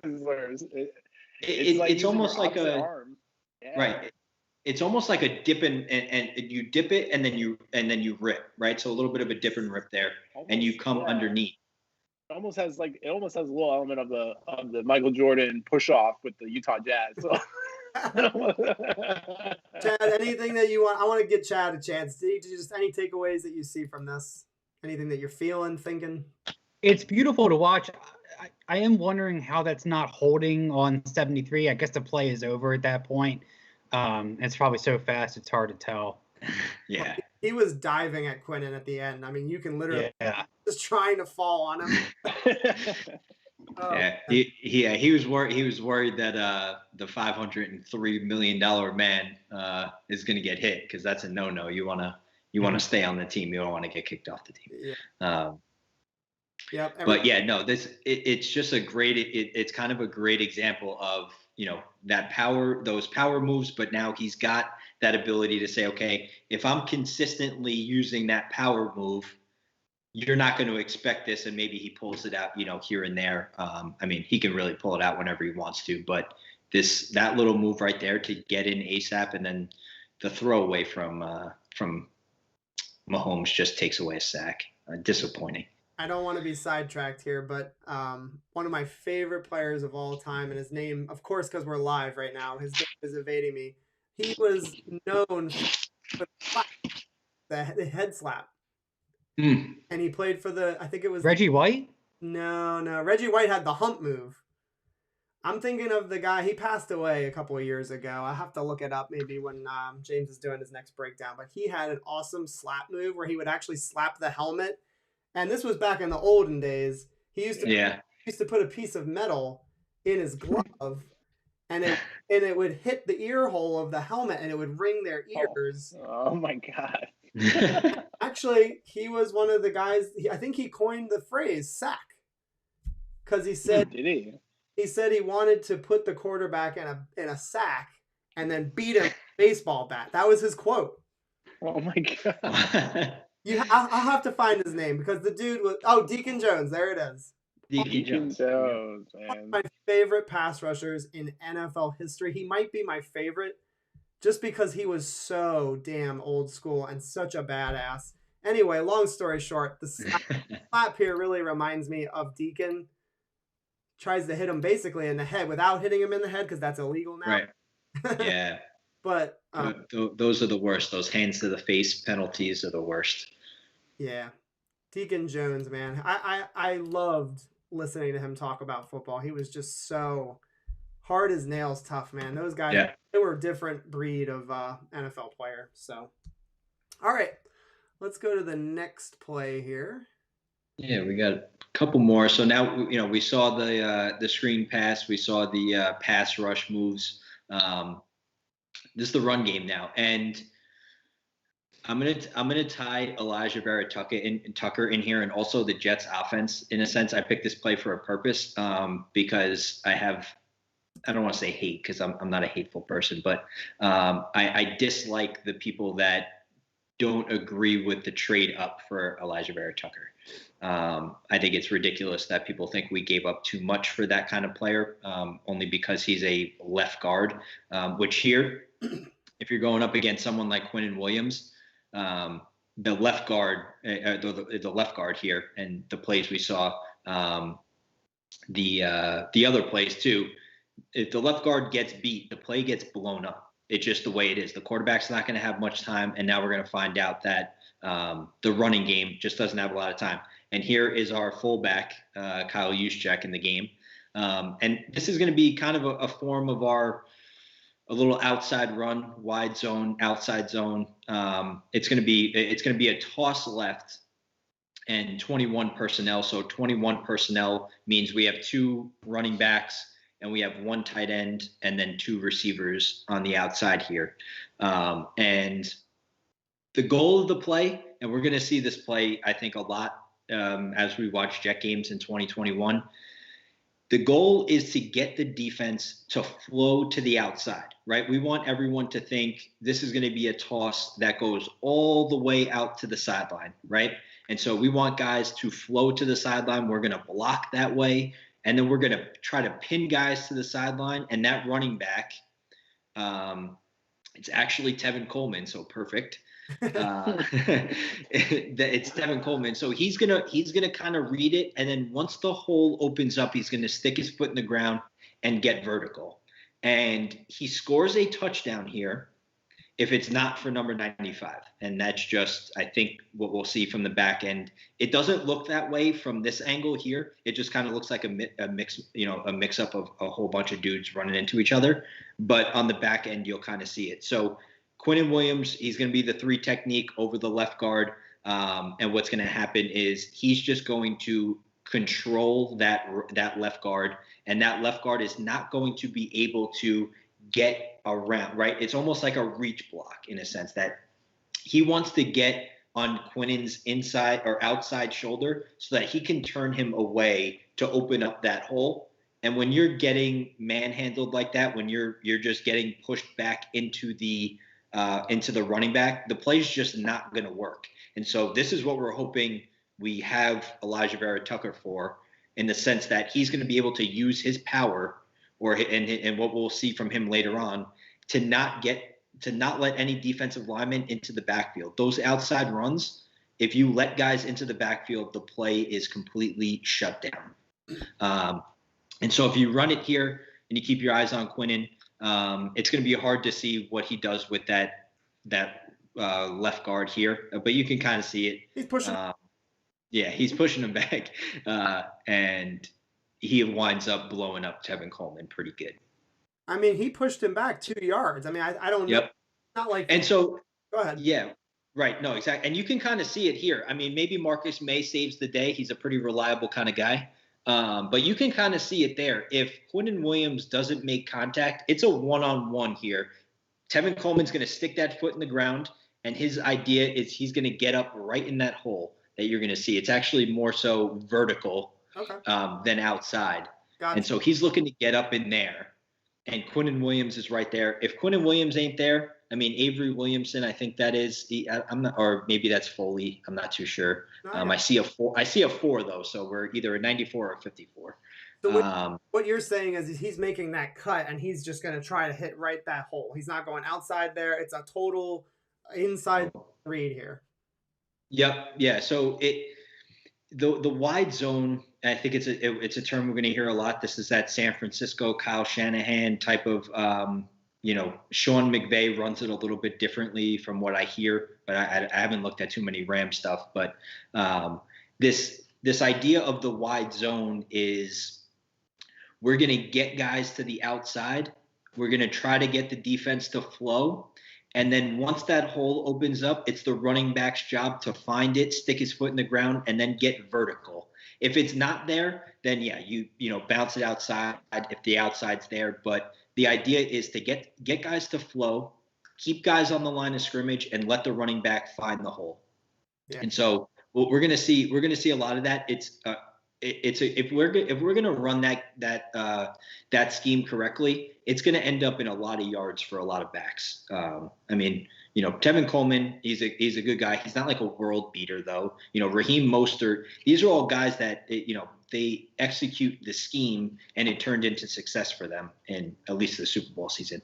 So we can see Kyle Juszczyk goes there, and we can see Quinnen Williams. I mean, listen, again, the strength to keep one arm on the left guard and your other arm free to just make whatever kind of play you want is, first of all, the way it's supposed to be, or the way you hope it is, but it's also extremely rare. That's not easy.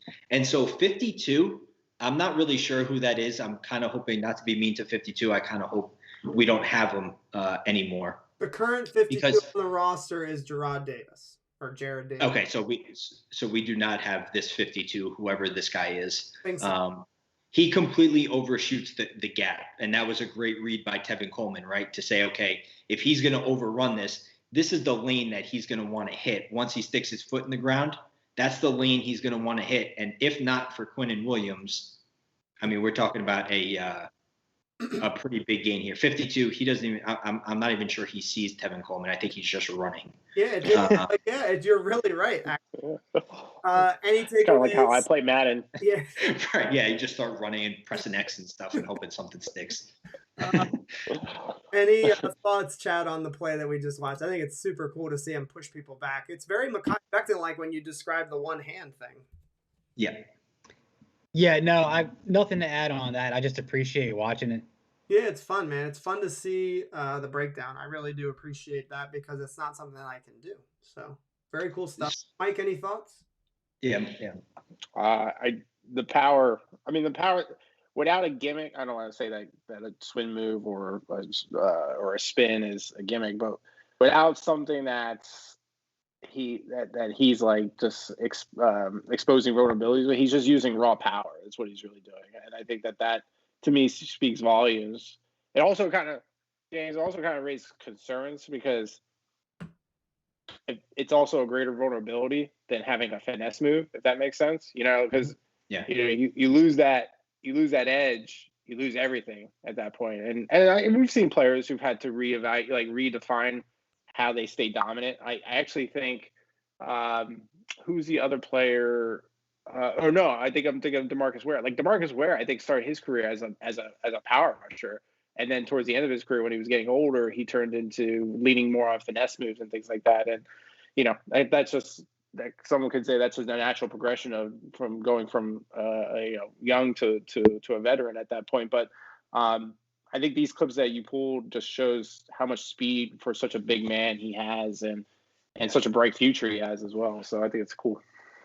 Cool. Yeah, I think like like anyone, sorry. I think just like anything else, he's going to have to evolve because these guys are, film junkies. The offensive line, they know tendencies, and they're going to start to get more film on Quinnen Williams as time goes on, and they'll kind of see what's in his arsenal, and it's going to be on Quinnen Williams to kind of keep evolving his game. But he's got the tools to do that, and I think Robert Saleh is going to be. I think he's going to help him take him to the next level. That's a great point. I mean, I think if there is a next level. I mean, we got Robert in there. Man, go ahead, Mike. Sorry. No, James hit it on the head. It's one point that I lose track of sometimes is that we got Pro Bowl level talent, and we had that with Adam Gase. What are they going to be doing with Robert and Jeff back there? I mean, it's so exciting. And this scheme too. I think the scheme is like right up their alley. Like, Quinnen Williams is going to make plays. I think he's going to make more plays for real on the running in the passing game. He's going to be able to. Be more of like and maybe correct me if I'm wrong, this scheme would allow him to be more of a one gap penetrator, not necessarily having to worry too much about two gap responsibility. Isn't that more along the lines of the 4-3? Yeah, the 4-3. You'll have the 4 down linemen, and really for the 4-3-2, because we keep, obviously Joe Douglas hammered the defensive line this free agency. Which was great because that's where all the pressure is going to need to come from past Robert Saleh defenses. It's get pressure with the front 4, right? And then we have enough guys now on the back end to cover, whether it's a cover 3, whether it's a cover 2. But if we're only rushing 4 guys and we can create pressure with 4 guys, math tells me I can have 7 guys behind that in playing in coverage. Yep. And that's really hard to throw on. And so that defensive line, getting Sheldon Rankins in here, getting Carl Lawson in here, having Quinnen Williams, having Franklin Myers, Fotokasi, all those kind of guys. We did just sign somebody. Who did we sign? Ronald Blair. Did I say that right? Ronald Blair and Sheldon Rankins is part of the team. I don't know if you mentioned him yet, but yes. Right. Yep. And so all those guys, they're going to have to spend a lot of time, rushing the passer. So to get fresh bodies in there in certain different spots is going to be kind of key there. So you're right. So it's a little bit more, with more down linemen, less kind of 2 gap responsibilities. And I think Quinnen Williams next to Carl Lawson is going to be a problem for all season long. Woo! Yeah. I'm ready, man. It's been a long time now. It's been months, but one of my first videos I did was a pass rusher video because I felt like this was so critical to not only this season, but the future. We have to start hitting the quarterback. It doesn't always have to result in sacks, but we have to hit sons of bitches in the backfield. I'm tired of not hitting the quarterback, giving all day long to process and to find guys open. Let's make life miserable for quarterbacks. That's what I want. So. Oh, for sure. All righty. Let's get to the last play here, I believe, for Quinnen. Yep. Yeah, this is the last play. And for the last play, I always like to add one that I can just kind of sit back, let you guys watch, because it's just there's not much to this one. This, again, he's going to beat this left guard probably worse than he's beaten the other guards we've watched so far. And he's actually going to force a fumble here. It's going to be a run to the left by Miami. And you guys go ahead, play this one, enjoy it. There ain't much to it other than he's going to get in this backfield really quick, and it's going to be. He's over the left guard again, right? Correct. Yep. Correct. Yep. He's over the left guard. Oh my God! Murder. I mean, the left guard is basically hanging out in his running back's lap right here, and that's just something that, listen, you can break down as much as you want to break down. When it comes to the snap of the ball, certain guys just defy whatever else kind of goes on, scheme wise. And Quinnen Williams is kind of showing up to be one of those guys that's kind of a little bit laughable, and he forces the fumble here on the running back too. My God. Chad, any takeaways here? You're right. It is pretty simple play. I saw something that I noticed. I want to talk about it. Chad, go first here. No, go ahead. I mean, I'm reveling in this. And anytime I can see this, I just watch it over and over. It It's fun stuff. The thing I noticed again is he's using that left arm. That might be one of the things that I've picked up on through this session is he uses that left arm as kind of like an anchor to make some different moves. You know, he probably does different things with that left arm. He might even use his right arm as well, but it's like he get one hand on them first before he does any of his moves, it looks like. And that's kind of cool. Yeah, no, you're exactly right. And he's also reading, right, the offensive lineman. Like, when I was in college, I played corner, right? And I was playing defense for the first time actually in my life.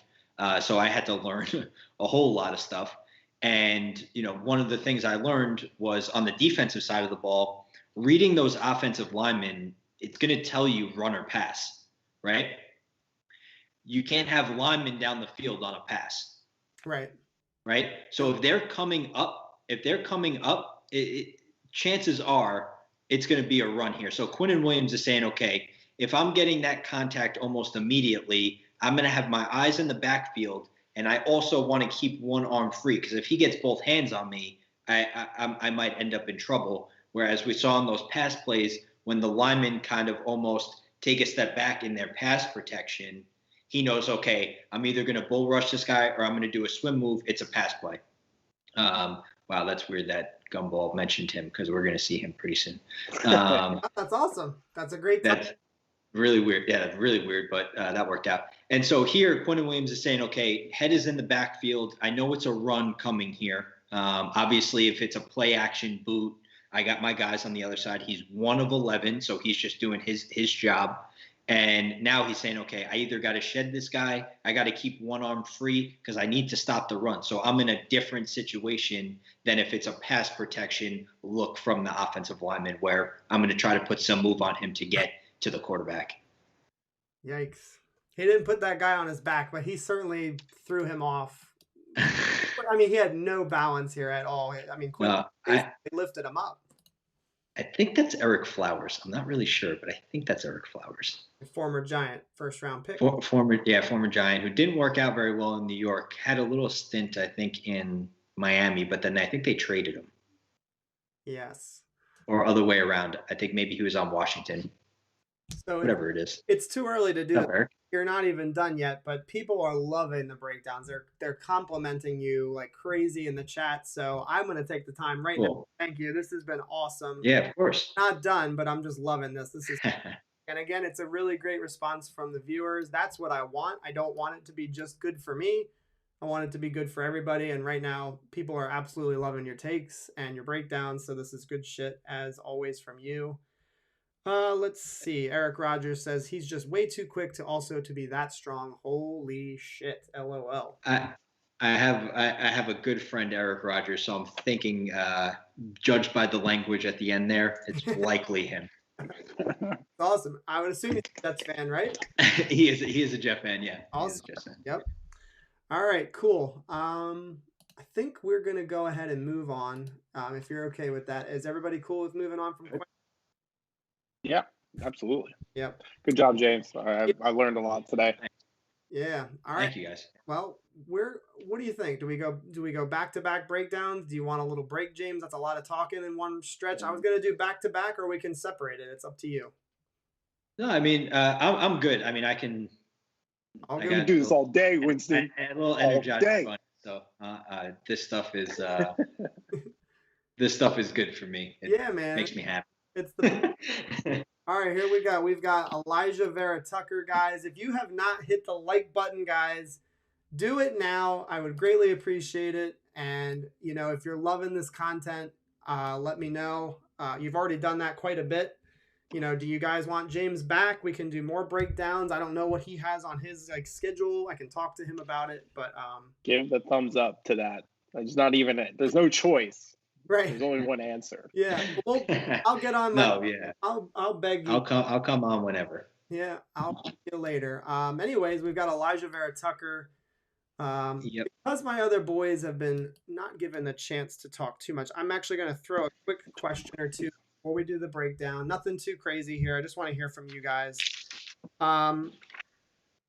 So Thad and Mike, assuming that Mehki Becton gets healthy, which is what we all want to happen. Ooh, why is Chad on here twice? What the hell is that? Wait a minute. Oh yeah, I do see 2 chats. Yeah. That's great. All right, hold on. We got to fix that one because Mikey probably deserves to have his face on the screen. Let's get rid of that one. And let's add Mr. Mike. Hold on one second, guys. Hang with me. There we go. Ah, breath of fresh air. We see Mike's again. It's like we've been born again. What can I say? So my question that was bounced into Mike and to Chad, with assuming that Becton does get himself healthy and he plays majority of the games this season, what do you guys think of the potential, not just having 2 offensive linemen drafted in the top 15, forming one of the best left sides of an offensive line in the entire National Football League? We saw what Becton can do to people in our last stream, and which is just, I mean, he's utterly ridiculous what he does to other big people. So Right. we're going to look at Elijah Vera-Tucker's film in a few seconds here. So we're only really basing this on the fact that he was the top guard in the draft by most people's standards. I think that it was a huge ass need. So what do you guys think about the potential there for the left side moving forward? I'm going to go to Chad first and then to Mike. What are your overall thoughts on that combo? For me, I know, my favorite player growing up was Nick Mangold, really honestly for a decade. And obviously he had Jabrickashaw Ferguson just 2 spots next to him. We said this leading up to the draft. If we could replicate that or replicate anything close to that for the next 10 years, I think that that's awesome. I think anytime that we look at, and there hasn't been many, but anytime we look at successful stretches, it's when we've had good, consistent play on the line at both sides of the ball, and I think it's absolutely necessary. So, yeah, man, I love to see it. I hope and pray to the football gods that Mehki Becton can stay healthy, and I hope and pray that AVT is going to be everything that he's chalked up to be. I think that he will. Yep. Mike, any thoughts? The combination of the two? What are your hopes, dreams? I mean, the fear factor in Mehki to me is legitimate to feel that way because this was a big part of what we did in the draft.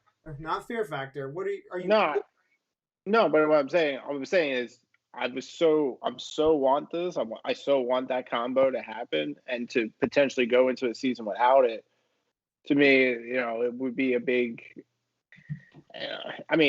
Hopefully, if that happens, that means they're doing something. The trainers, the doctors, are saying, go 6 weeks, 7 weeks, and then work Mehki in, whatever. But it would be a big, because the return on investment for what that was supposed to be is so high, not only to Chad's point because of the successes that we've had when we invested in the lines, but also just due to the fact that both of those guys are young. I mean, we got DeBrick and we had Mangold, but we never had I can't remember, Chad, or John, who played on left side with DeBrick. I can't remember who it was. Was it Faneca? Yeah, it was Faneca. That's it. Well, and then they had another guard. His name is Brandon Moore. Brandon Moore was right guard. Oh, yeah. Do you know that? Yeah, I know Faneca was, but then when we got rid of, or before Faneca was Kendall, wasn't it? Who went to the Redskins? Pete Kendall. That was well after. Yeah, I think that was like early 2000s. Is it? That's 2 different eras. Anyway, it doesn't matter.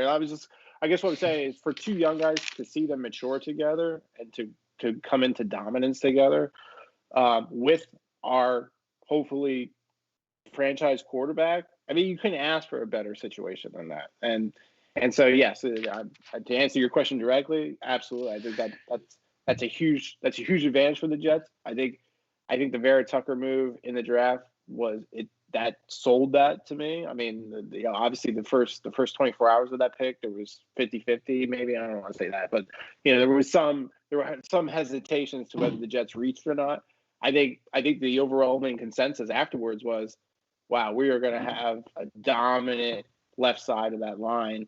And then I don't think there was any chatter about any hesitations after that. So I think we're all on the same page of what this is potentially going to bring to the Jets over the next 4 or 5 years, which is our building time frame.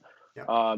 And so yeah, but I just bring in just 24/7 talk or just talk 24/7 because I don't rag on the fans for having anxiety about the current potential injury situation because it's a big part of what our strategy was going to be. It was a huge part of our strategy. Mm-hmm. All right, there you go. James, it's all you. We're back to you now. Cool. All right, so yeah, Elijah Vera-Tucker. I mean, I'm super excited about it.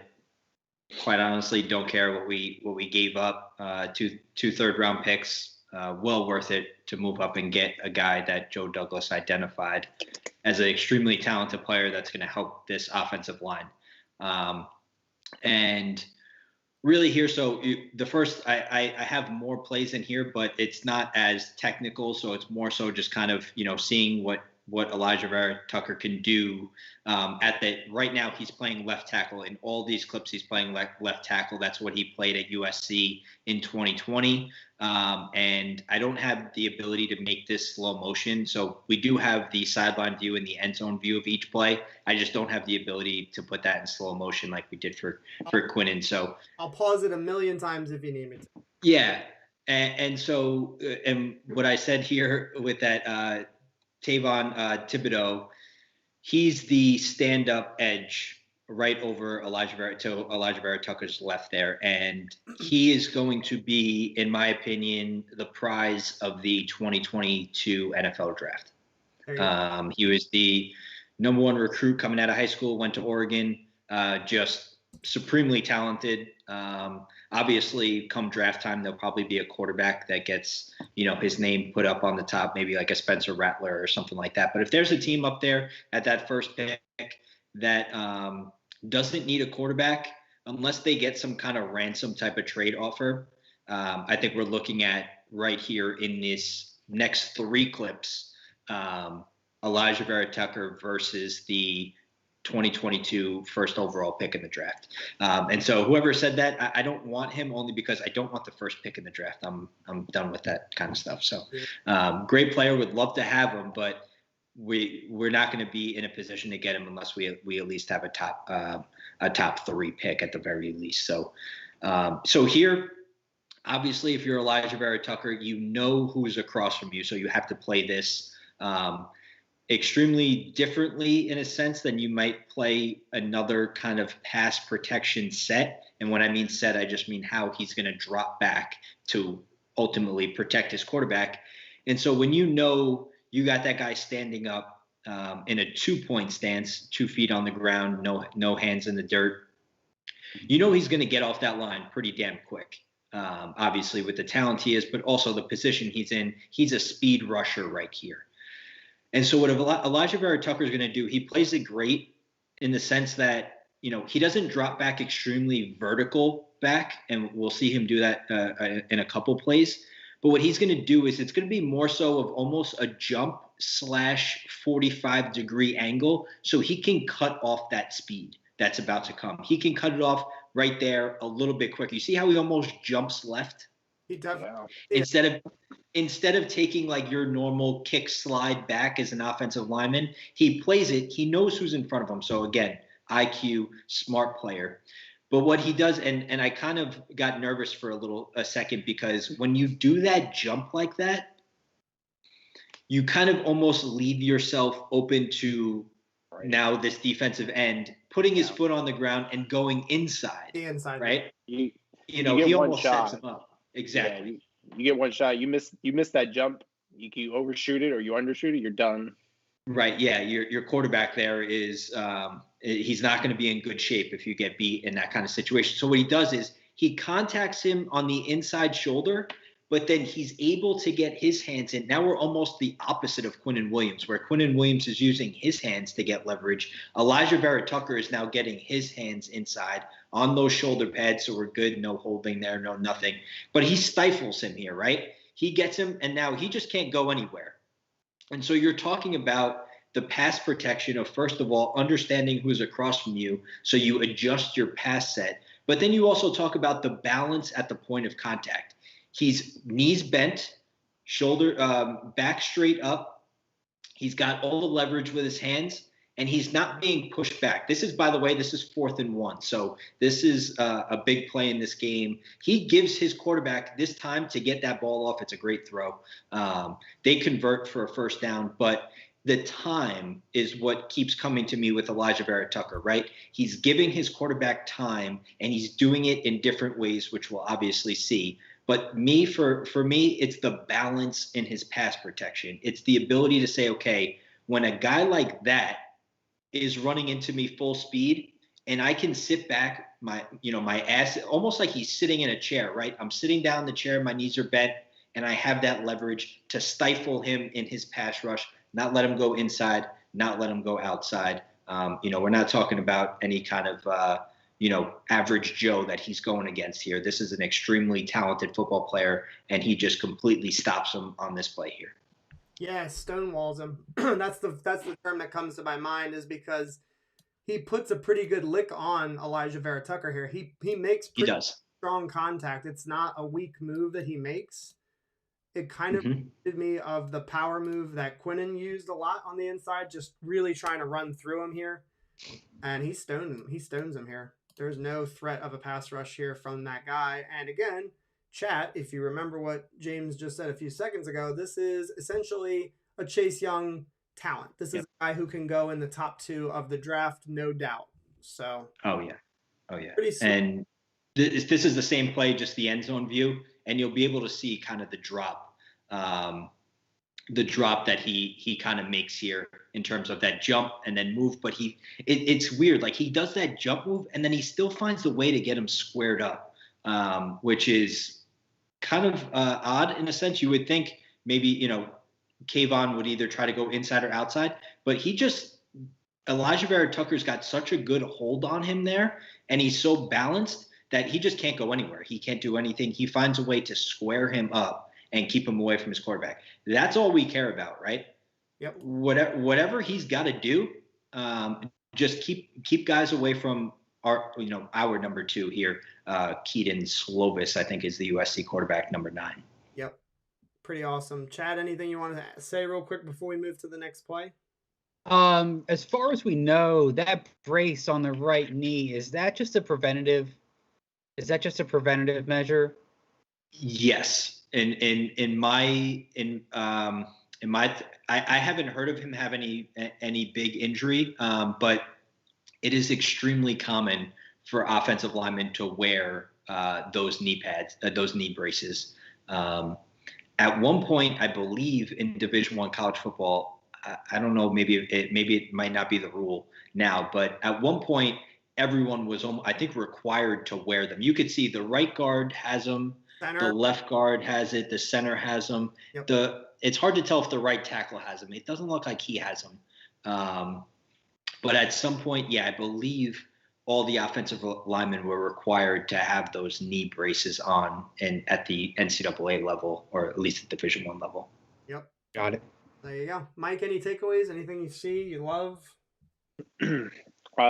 His agility. I mean, that to do a jump like that, especially a guy that size and that fast, I think that's. I mean, just it's almost. I don't know. I mean, maybe I say it incorrectly, but to me, it's a totally different strategy than Mehki at left tackle. Like Mehki is all about charging forward, versus Vera-Tucker in this play anyway is all about that agility, the stabilization that James talked about. Not to say we didn't see similar plays and similar tactics from Mehki, but there are two different playing styles to left tackle between the two of them, which is interesting to me. Yeah. Oh, good point. Definitely nicely said there. All right. Oh, absolutely. All right, let's keep it moving and grooving here. We are now on. Oops, sorry. Yep. Yeah, and this is actually the exact next play in this game. So they just got this first down on 4th down, and Tavon Thibodeau was stood up outside of Elijah Vera-Tucker. And this is the very, very next play. So Elijah Vera-Tucker is battling here. And now what Tavon Thibodeau says is, I'm just going to put my hand in the ground. That's him one more time. And as the defensive end over Elijah Vera-Tucker. But this time, instead of standing up, he's in a 3-point stance, so 2 feet on the ground, 1 foot down. So now Elijah Vera-Tucker is going to play it just a little bit differently. You're not going to really see that jump outside. You're going to see really kind of what's very technical sound in the kick slide for Elijah Vera-Tucker. So it's more so of a vertical drop rather than the 45-degree or the jump to the left. It's going to be more so vertical. And what he's going to do is he's got all of his weight on his right leg so that he can, at the snap, push off and get depth to go vertical. And you'll see kind of the way he does it. It's very technically sound here. And again, there's just nowhere for Thibodeau to go. I got to figure out a short nickname for this guy or something, because his name kind of sucks. Yeah. And so here, I mean, there's nothing, I don't want to say there's nothing special about it, but it's just so technically sound. Again, it's clean. Right here, it almost looks exactly like the last play. Yep. Right? It's so similar in the sense, right? But he does it in a different way. He gets to the same point in a different drop because of the way Thibodeau is playing him. Now he's in that 3-point stance. He's got a little bit extra time. He's not coming off that, the 2-point stance. And there's just nowhere for him to go inside or outside. He can't put a move on. And he's so balanced at that point of contact. But I just really like to watch his kick slide drop here. It's very technically sound. Feet are underneath his shoulders. Good base and balance at the point of contact. Something like that is going to look really good on Sundays against a guy next to a guy like Mehki Becton. Yeah. I'm just thinking about teams that have that interior pass rusher, and he's not going to be lined up against the best interior defensive lineman every play, but on some surfaces he's going to be blocking one of their better pass rushers on the interior, and it's great to have somebody that clearly knows technique and has fundamentals, obviously, for pass protection. Oh, no, absolutely. That's that's kind of what we need to see. I feel like we have Mehki, but what really bothers you as I guess as a Jets fan, because we just haven't been very good on offense, and I don't know, maybe forever, is just like that interior rush where it just the pocket just collapses right away, and it's like, well, we can't get the run game going. When you get that interior pass rush, it really affects the quarterback. I want to say, and I don't know if this is a hot take, but I've been in the spot before. I'd rather get the rush from the edge, because I can step up in the pocket. I can go left. I can go right. I can go around. I can see it coming more. If it's right in front of my face, it's much harder to get a throw off. And also it's a lot harder to then try to escape the pocket, because then at some point you're going to run into that edge if the interior isn't available for you to step up and kind of go. That same play. You can keep going, Chad. So obviously we're going to get some awesome training camp matchups with him going against Quinnen Williams. Is that going to be an advantage? Could that potentially be a disadvantage? How do you see that playing out when training camp finally starts? Great question. I mean, an advantage all the way. Obviously, Quinnen Williams will get, a good matchup against Elijah Vera-Tucker.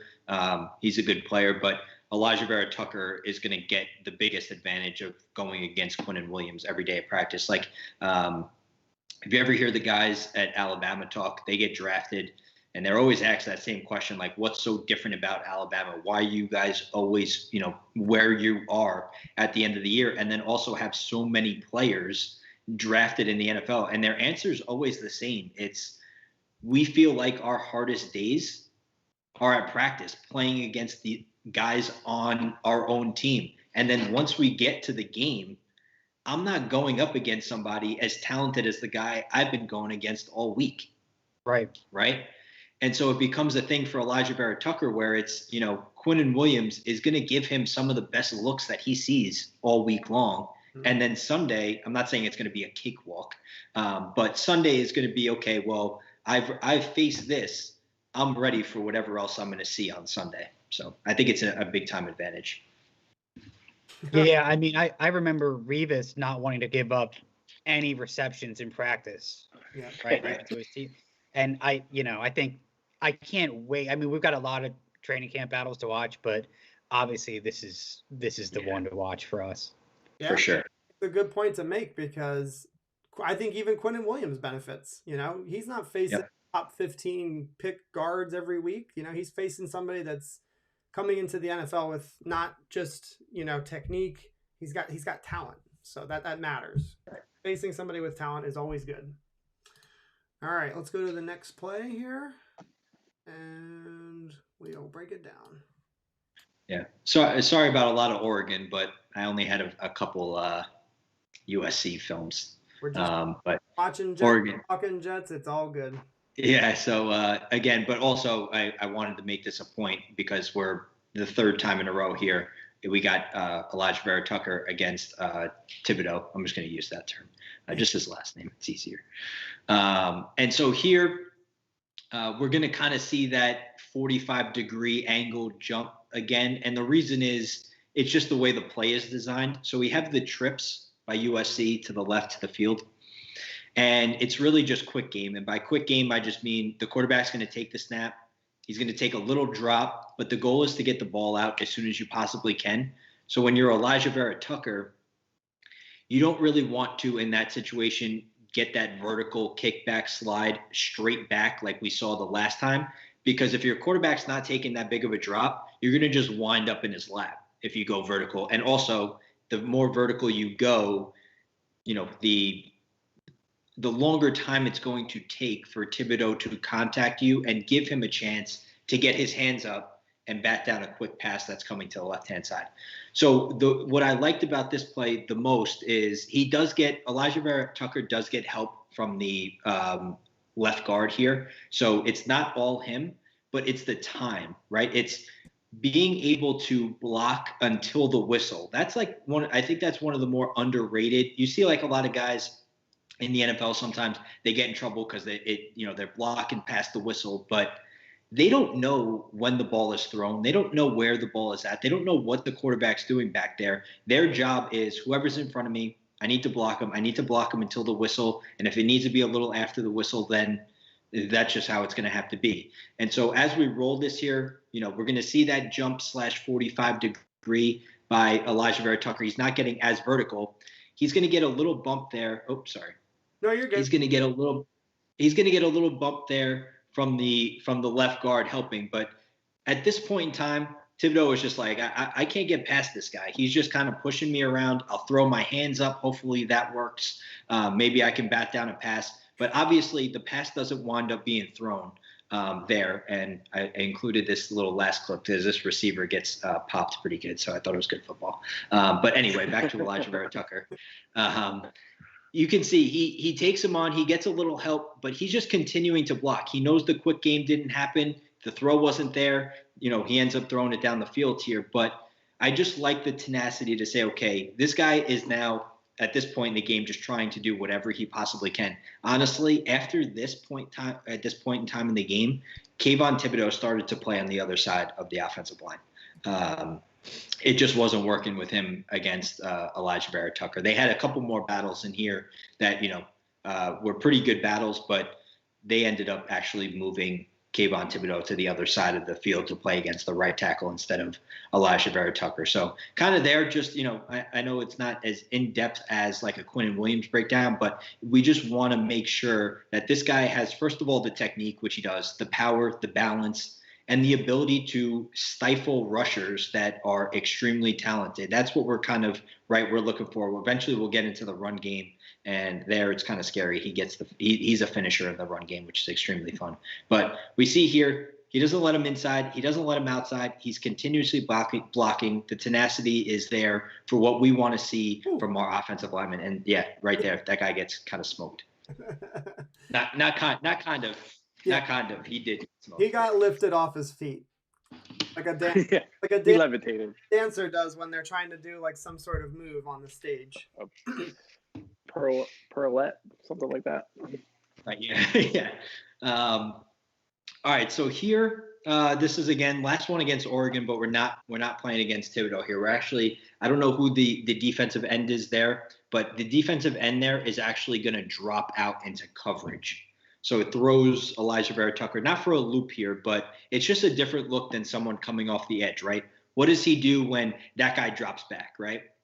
So he gives help to the left guard on the defensive tackle, who now they're running a whole stunt here, a delayed blitz to try to get the whole. I'll kind of break that down when we go from the end zone view. But here he winds up being one-on-one with this defensive tackle, and right now they're out there, so we can see this little bit of a cluster here out here with there's roughly like 10 players in there, and we have Elijah Vera-Tucker one-on-one, just not letting this guy go. Again, this game, Kedon Slovis didn't get the ball out very quickly, so it was a really cool game to watch for Elijah Vera-Tucker because he's just blocking. I mean, we're 4 or 5 seconds into the play here, and he's just continuously blocking. He gives, right, Kedon Slovis the ability to step up in the pocket and get outside, right? He's just outside. He gives the help. He doesn't get fooled by the defensive end dropping back into coverage. He stays calm. So here, if you keep it paused here, I'll kind of show you what's going to happen. So the defensive end, I'll call him a 7 technique, outside of Elijah Vera-Tucker, he's the one that drops into coverage, right? And then I'm sorry to interrupt you. Can you guys see my mouse on the screen? Yep, I can. Okay, perfect. Just want to make sure. And so then the linebacker I'll just move to our right. So that linebacker, what he's going to do is he's going to rush the center. So he's going to go into essentially the A gap. He's going to go across. And then what happens with the defensive tackle that's in between so he's about a 2-eye technique.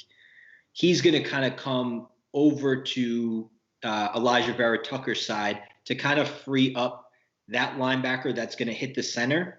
But then they're kind of not done there, because then the other linebacker, 15 on the right-hand side, or over the right guard, he's going to kind of delay and then try to hit the A gap after all of this stunting happens on the left-hand side. So it's almost a bull rush and then a delay, and the running back does a great job picking that up. But what obviously for our purposes, what we want to see from Elijah Vera-Tucker is he gets in his drop, his man who he would be responsible for on the edge winds up dropping back, and that linebacker loops in. So what does he do now? He's in his drop, but he's going to give help to the left guard.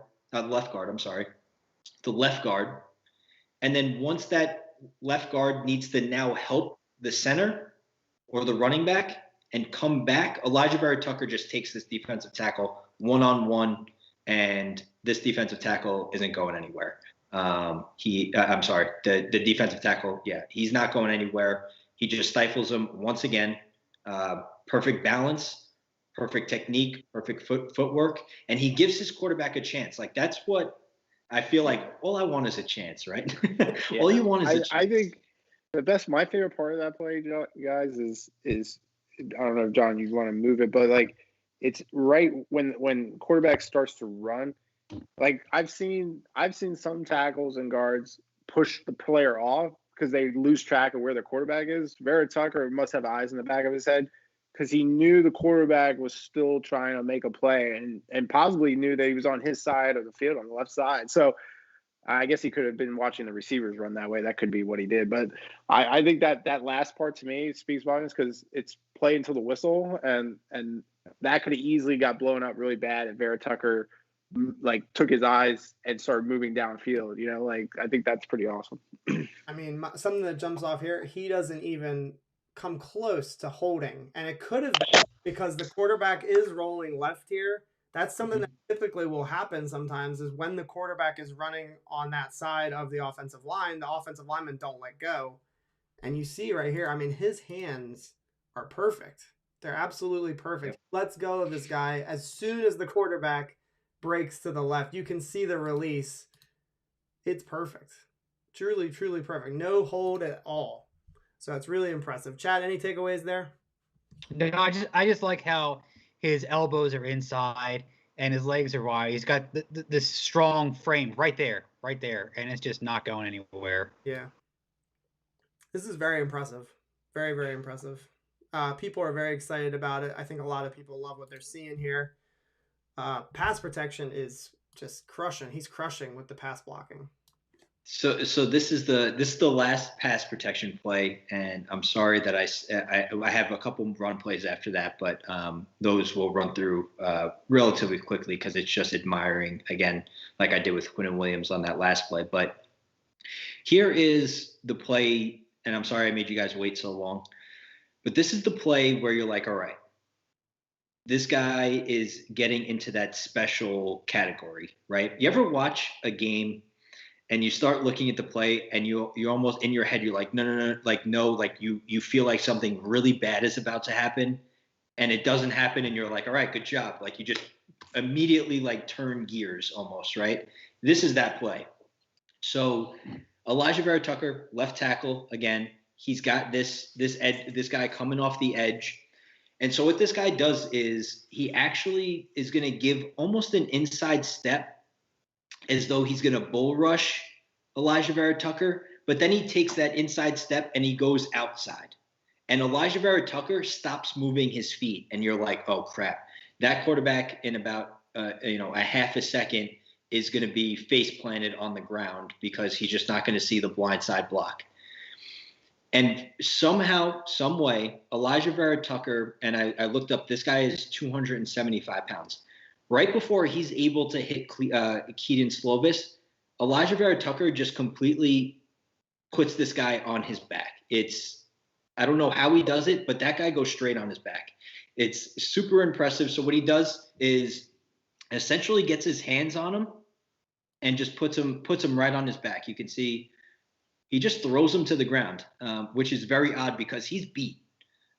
He's beat, but he's able to recover. Right. And that's the important part that you need. OK, during the play, he's going to get beat. Like, we're watching this film and, someone is going to watch week 1 and Elijah Vera-Tucker is going to get beat for a sack. And they're going to be like, well, James said he was, all world. Why is he why is he getting beat? That kind of stuff is going to happen.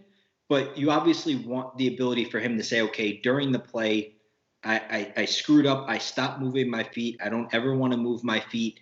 But I'm the kind of player where I have the ability, the agility, the athleticism, and then the power to say, I am going to now be able to recover and put this guy on his back. That's that kind of play right there where you say, okay, Mehki Becton is probably going to be putting someone on his back.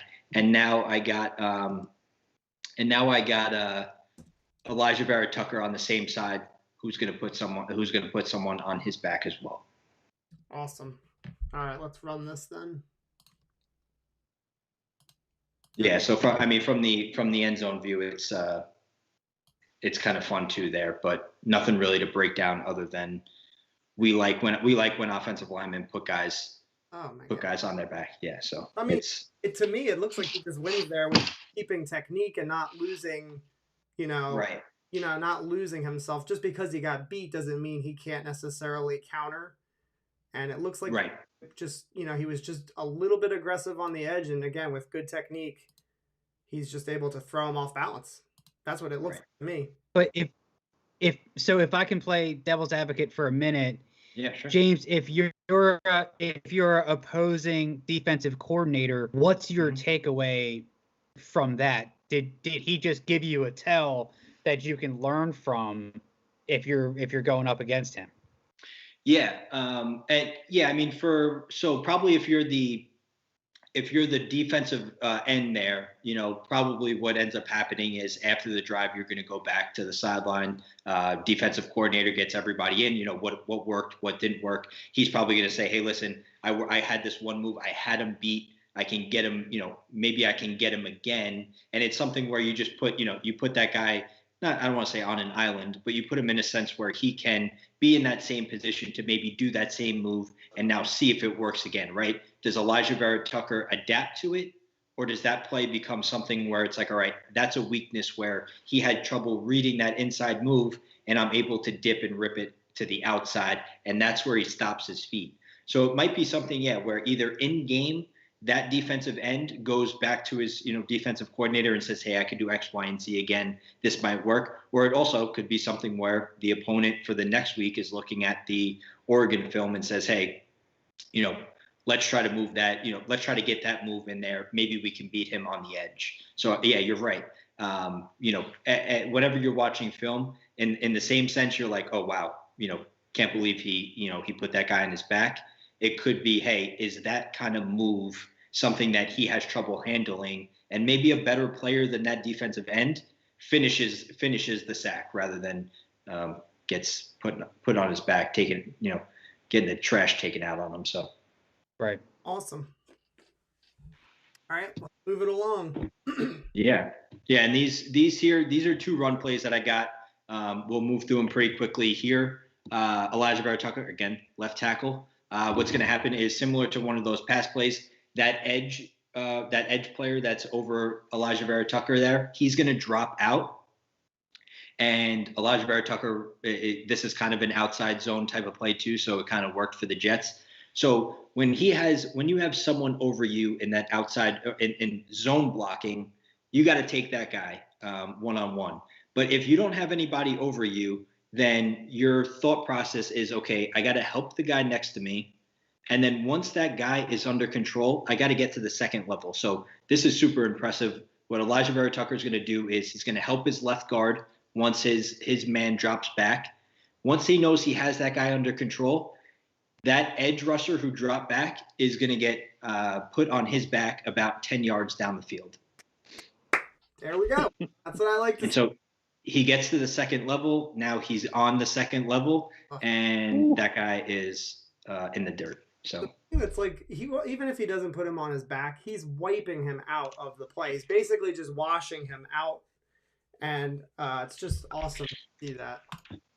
No, yeah, exactly. I love the help, and then the athleticism to get to the second level, and the power to just finish in the run game. Again, I keep saying Mehki Becton, but I mean, you guys are Jet fans. I know you guys are picturing Mehki putting someone on his back, or even those 2 guys double teaming, some defender. I mean, he's going to have a really long day if that's going to be the case. Yeah, crazy, pretty cool too. We'll keep it moving. Is there? There's one more, but just run it through. He just takes the guy off the screen. That was the whole point. The aggression, and that was it. So here he just kind of drops that guy down. This is such a monster. Yeah, this is going to be awesome. And then last play, the last play here, that edge, he's going to take him one-on-one. He's going to take him completely out of the play, and then the end zone view, he's not even going to be on the screen. You're just going to be like, all right, well, where did they go? That guy is, totally. The guy has no chance. He's 10 yards away from the ball. I want to know what the situation was. This feels like a fourth quarter out kind of situation. The guy is not fighting back. He's just getting his he's essentially back. He's making that guy backpedal, which is what we want to see. We don't want anyone in the backfield. We want them moving backward. Far more aggressive there. I mean, it just shows that he's a nasty guy. He doesn't care what type of effort you're giving. He's going to smack you around. So right. And here it is. They're just going to go off the screen. You're not going to see them. Bye-bye. He's not even in the picture anymore. So Please. That's the kind of stuff that we like. Awesome. I'm giving you a Jets chant. You just talked for a very, very long time. Cool. That was fun. Does not get you tight in the pants. I don't know. Well, that is awesome stuff. Chad, anything before we move on to the next topic? I just want to hear if you have last thoughts on AVT. No, I just thank you to James for that. I very much appreciate it, man. It just makes me excited for training camp. I can't wait to see all the footage and be able to break it all down. Yep. And if you're not following James, guys, on Twitter, if you enjoyed the breakdown, go ahead and, if you're on Twitter, go ahead and follow him. His Twitter handle is on the screen right now.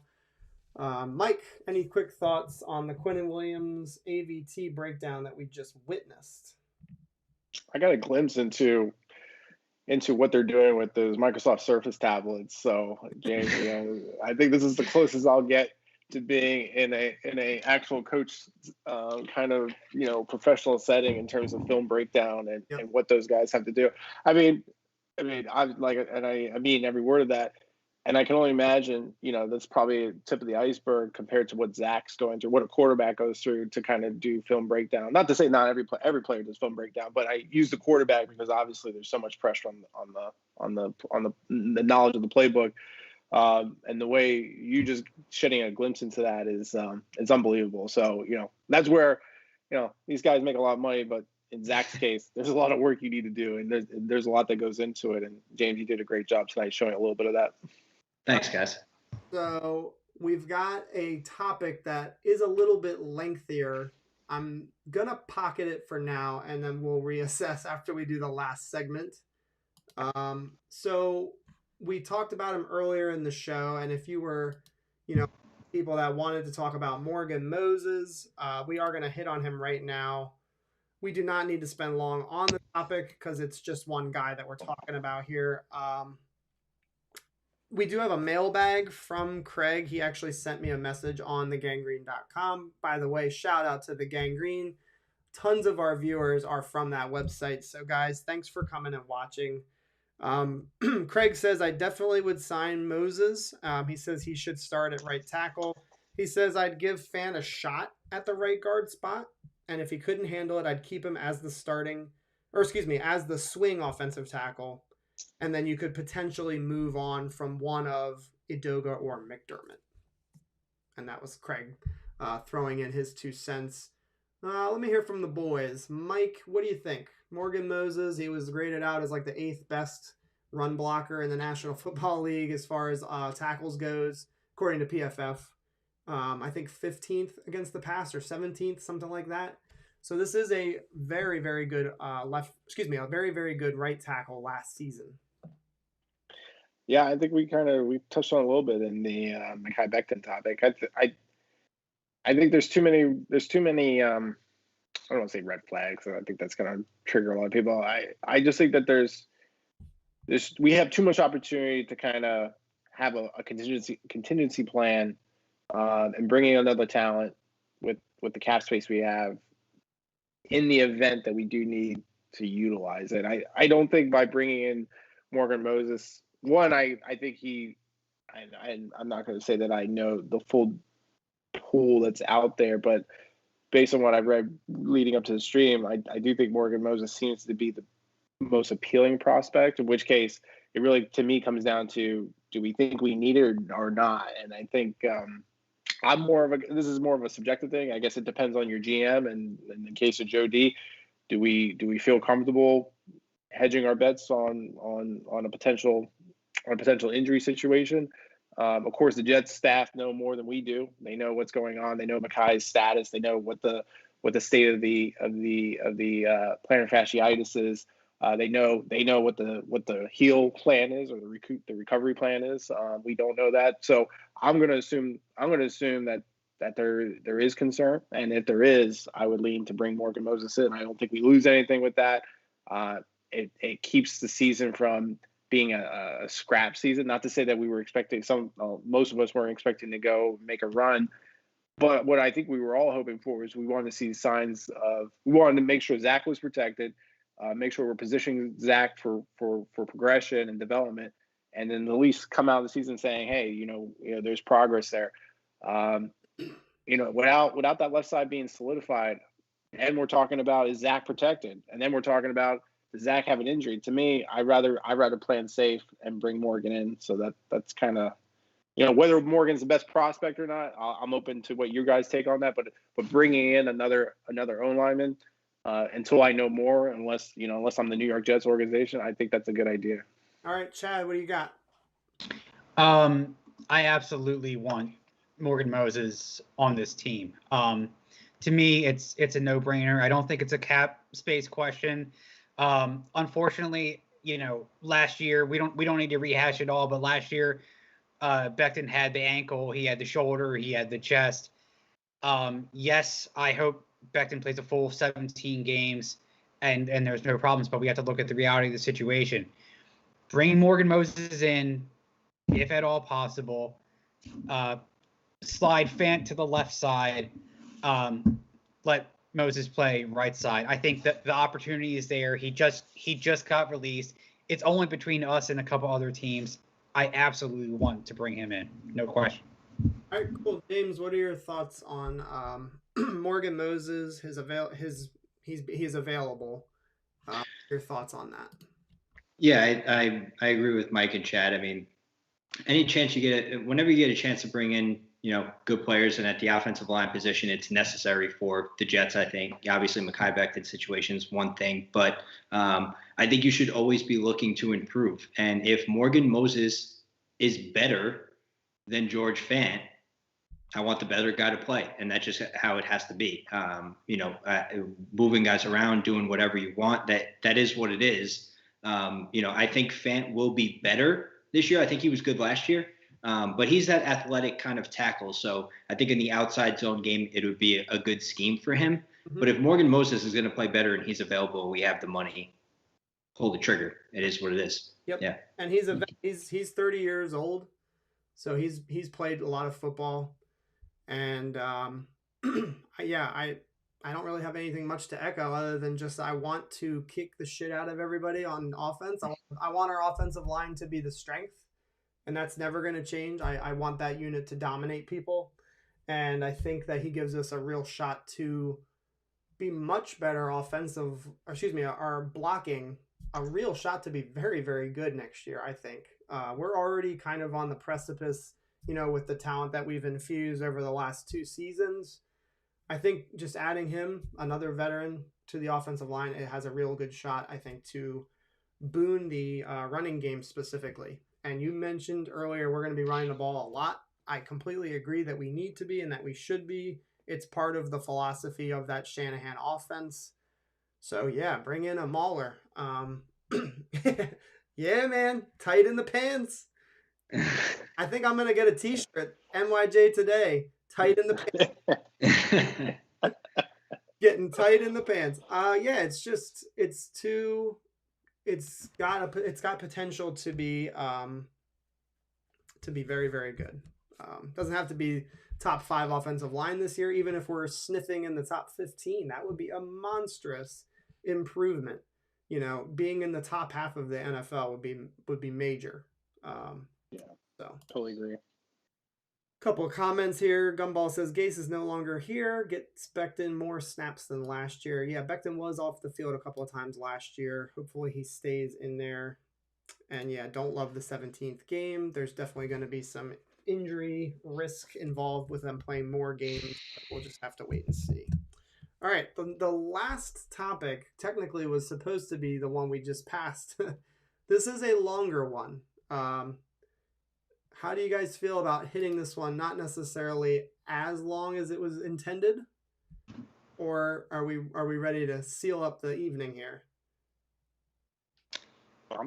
I'm good to get into it. Okay, yeah. I think we can hit. Yeah. We don't have to spend forever in a day. It's a fun little topic. I actually am completely 100% stealing this from Joe Caparoso. He does the podcast, The Badlands. Great podcast. Great. Football people.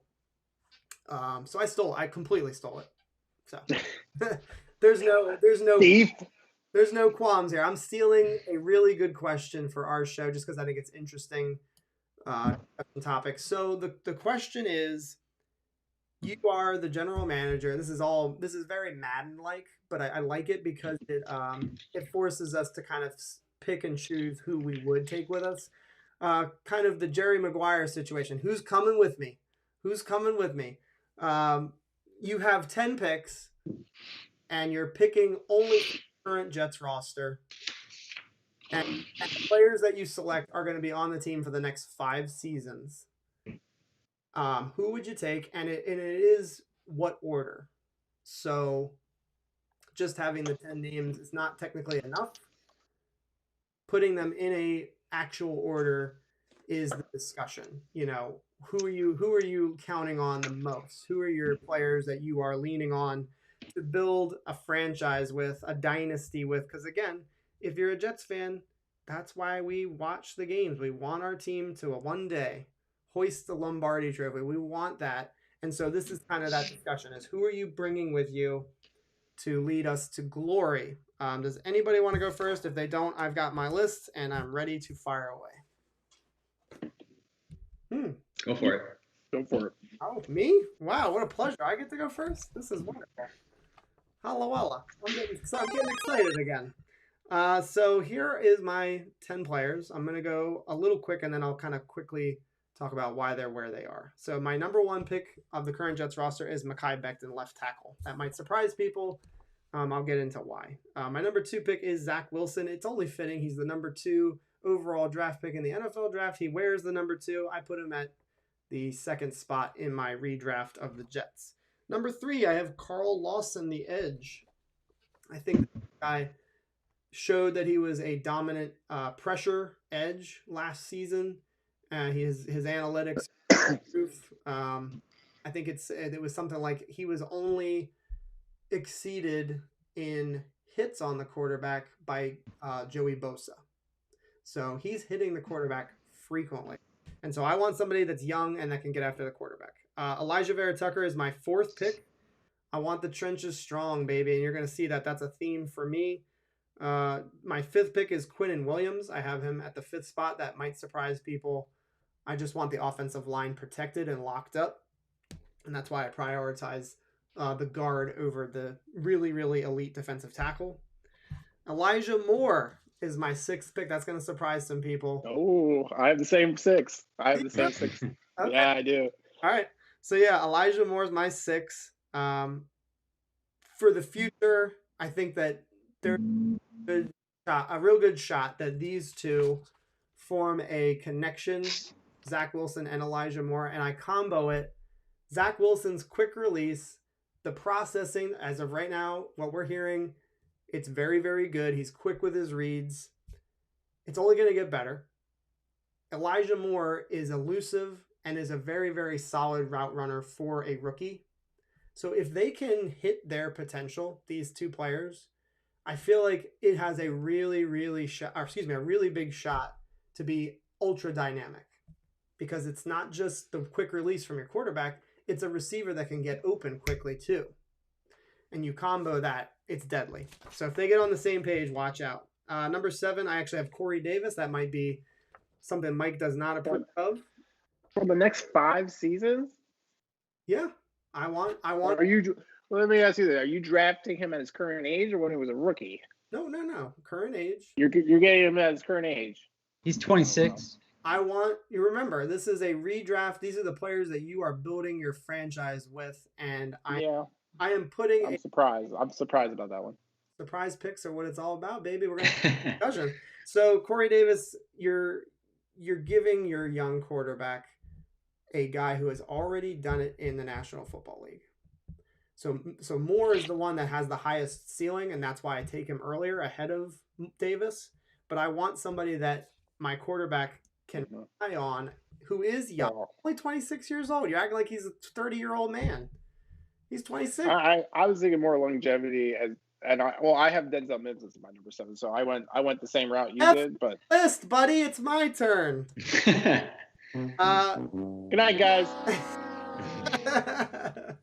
All right, I'll run through it quick and then I'll let you guys go. Number 8, again, very surprising maybe. I have Bryce Hall. This is a risky draft pick by me. Bryce Hall may not be worth that draft spot. I want somebody who has cornerback 2 potential on my team. So I'm taking him with the thought that he can potentially develop into a number 2 corner on a football team. It's a risk, but it's a position that I'm willing to take a risk on because it's a very, very important one. Number 9 is Denzel Mims. Denzel Mims is super talented. So I am drafting him. I am letting him fall a little bit, but he hasn't done it yet. And so that's why he falls just a little bit for me. And then 10, I'm taking a swing on another young pass rusher, Jonathan Franklin Myers. I like his versatility, and that's who I take. So if you want to rip my picks to shreds, go ahead. I'm ready to listen. It was shocking how many. It was shocking how where some of yours landed, but no, I think you did a good job, Justin. I'm not going to tear you up. All right, Chad, any takes? No, I think most of us are going to have the same, except for maybe spots 9 and 10. No, my number one's different. I'll go next. All right, that's fine. James, any comments on my list? I know it's hard because you can't see it, but then no, it's pretty good. I like it. I like it. All right, cool. Mike, a lot of the same players. So no worries. Maybe that's a good thing. Maybe it won't take as long as I had hoped or as long as I had thought. Mr. Mike, you are. Vern is mad at me. I didn't take Michael Carter, the running back. We'll get. Oh, it's all right, Vern. I got you back. I got you on that one. Go ahead, Mike. Let's hear it. Number one, I'm taking Quinnen Williams. He's spark plug. He's a spark plug. He's going to bring. You need explosiveness, and that's what. And to me, defense. I've seen too many times where defense wins championships. I don't give a shit what you play. I'm just. I don't care what you play. Number two, Mehki Becton. You got to seal up the line. You got to have that left tackle sealed up. So Mehki is number two for me. Number three is Zach Wilson. You got to have your asset. You got to have your star. To me, the franchise I'd be building has a huge pass element. So for me, in my list, the quarterback was going to be in the top three. 4 is AVT to complement the investment, which is your quarterback. 5, Carl Lawson to solidify the D line and get that pressure. 6, I'm with Elijah Moore. I just love how dynamic he is. I think he's going to be such a great player. I know we haven't seen him play it down. I don't care. Yeah. I have such great optimism for it. Yeah. 7, I kind of went with John. I think you need, if you're going to build a pass, somewhat of a pass heavy offense, you need another receiver out there to diversify the targets. I didn't go Corey Davis. I went Denzel Mims. I think Denzel. I think he's going to be great. I know he's pretty quiet right now. I think that's the MO and OTAs. But if you watch some of the way he can maneuver his body, I mean, we went over that last week. Actually, if you tuned in last week, you saw some of the plays with Denzel. I think he's going to be great. I think it all depends on the chemistry and what Zach does, and then that's dependent on a number of other factors. But if they develop a chemistry, I could see him easily robbing some of Corey Davis's potential and putting a glass ceiling on Corey.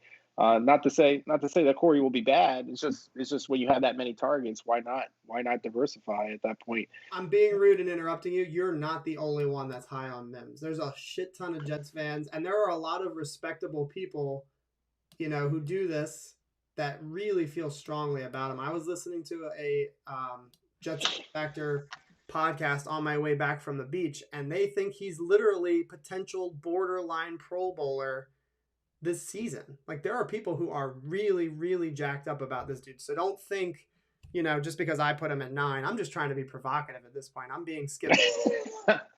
It's provocative. Go on. Yeah, I got Michael Carter at 8. To me, I know I took a lot of crap about trying to take a running back in the third round or higher.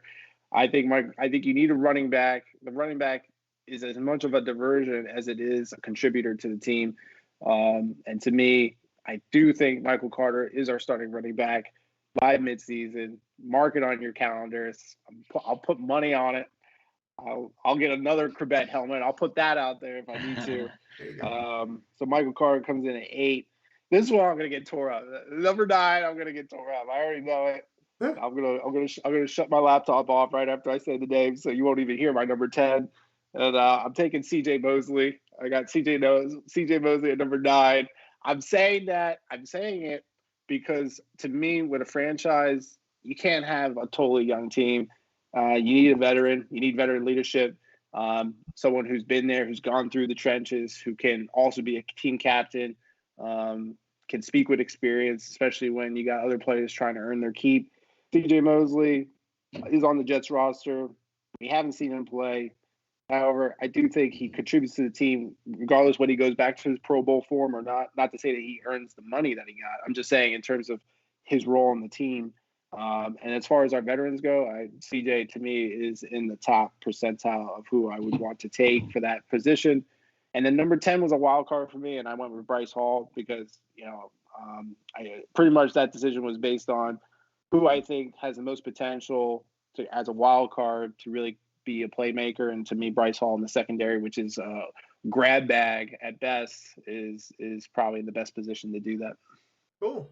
I don't hate you defended yourself well with the CJ Mosley pick. Just because I don't agree with you doesn't mean that you did not explain it with reasonable reasonable highlights on why you would do it. Chad, any thoughts on his shitty list that he made? No, I don't totally agree with the Mosley thing, but I appreciate the explanation. Sorry. All right, James. Any thoughts on his list? No, it's a good list. I think it's going to be comprised of a lot of the same people, but I still have a couple of names on here that I haven't heard yet. So, Chad, let's see what you got. Go for it. Okay. And I'll make it quick. I'll run through mine real quick. Number 1, I have Quinnen Williams. I think he has he has the potential to be a all-pro game changer, next level type of player. Number 2, I have Zach Wilson, and I know that's a little bit high, but you got to remember this is a quarterback-driven league, and we all know what it's like to not have a quarterback on this team. Number 3, I have Elijah Vera-Tucker, mostly for what we watched today. Absolutely necessary. Number 4, Elijah Moore. I think his explosiveness, his age, that's huge for me. Sliding down to number 5 is Mehki Becton, and that's just simply because of the injury concern. Carl Lawson's coming in at number 6. I forgot he's 25 years old. I know. We forget what a lot has happened in the offseason. We forget what a huge signing that's been. Denzel Mims at number 7, followed by Corey Davis at number 8. Yeah, he's 26 years old. I think he's got a lot of good football left in him. Number 9, John Franklin Myers. I believe in him. I believe in this guy. I really do. I had to have him on the list. I believe in this guy. I really believe he's under the radar and he's going to have a breakout season. I hope so next year.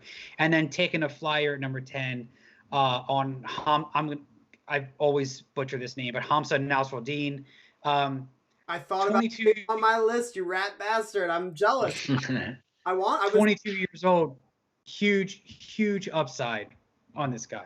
Yep, they love him. There were, again, I keep referencing it, but I listened to the podcast. I think it was Monday night. They did a podcast on Monday night, and they talked about how in the hell, could this guy have fallen as far as he did, because the tape and the talent shows that he absolutely should have been drafted earlier, and the only thing they could think of was just injury risk or concerns.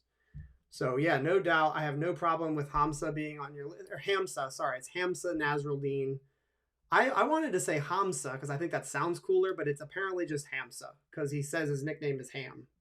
So, James, any thoughts on his list? I like the list a lot, actually. I think that was a good one. Yeah, I like the list a lot. It's good. Mikey boy, anything? It was fantastic. I wish I went first.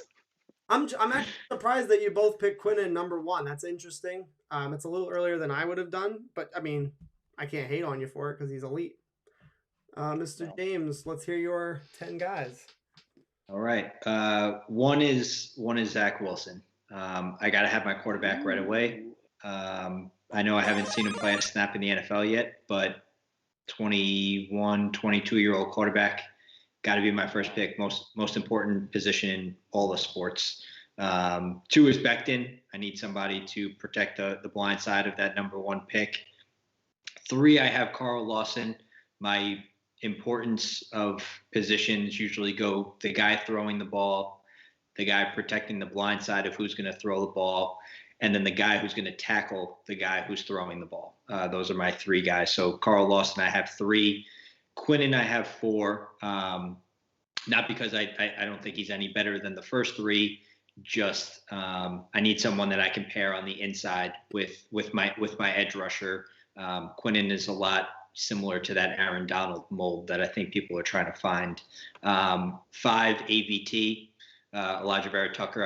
I'm gonna pair my left tackle with my left guard and keep that blind side pretty well covered.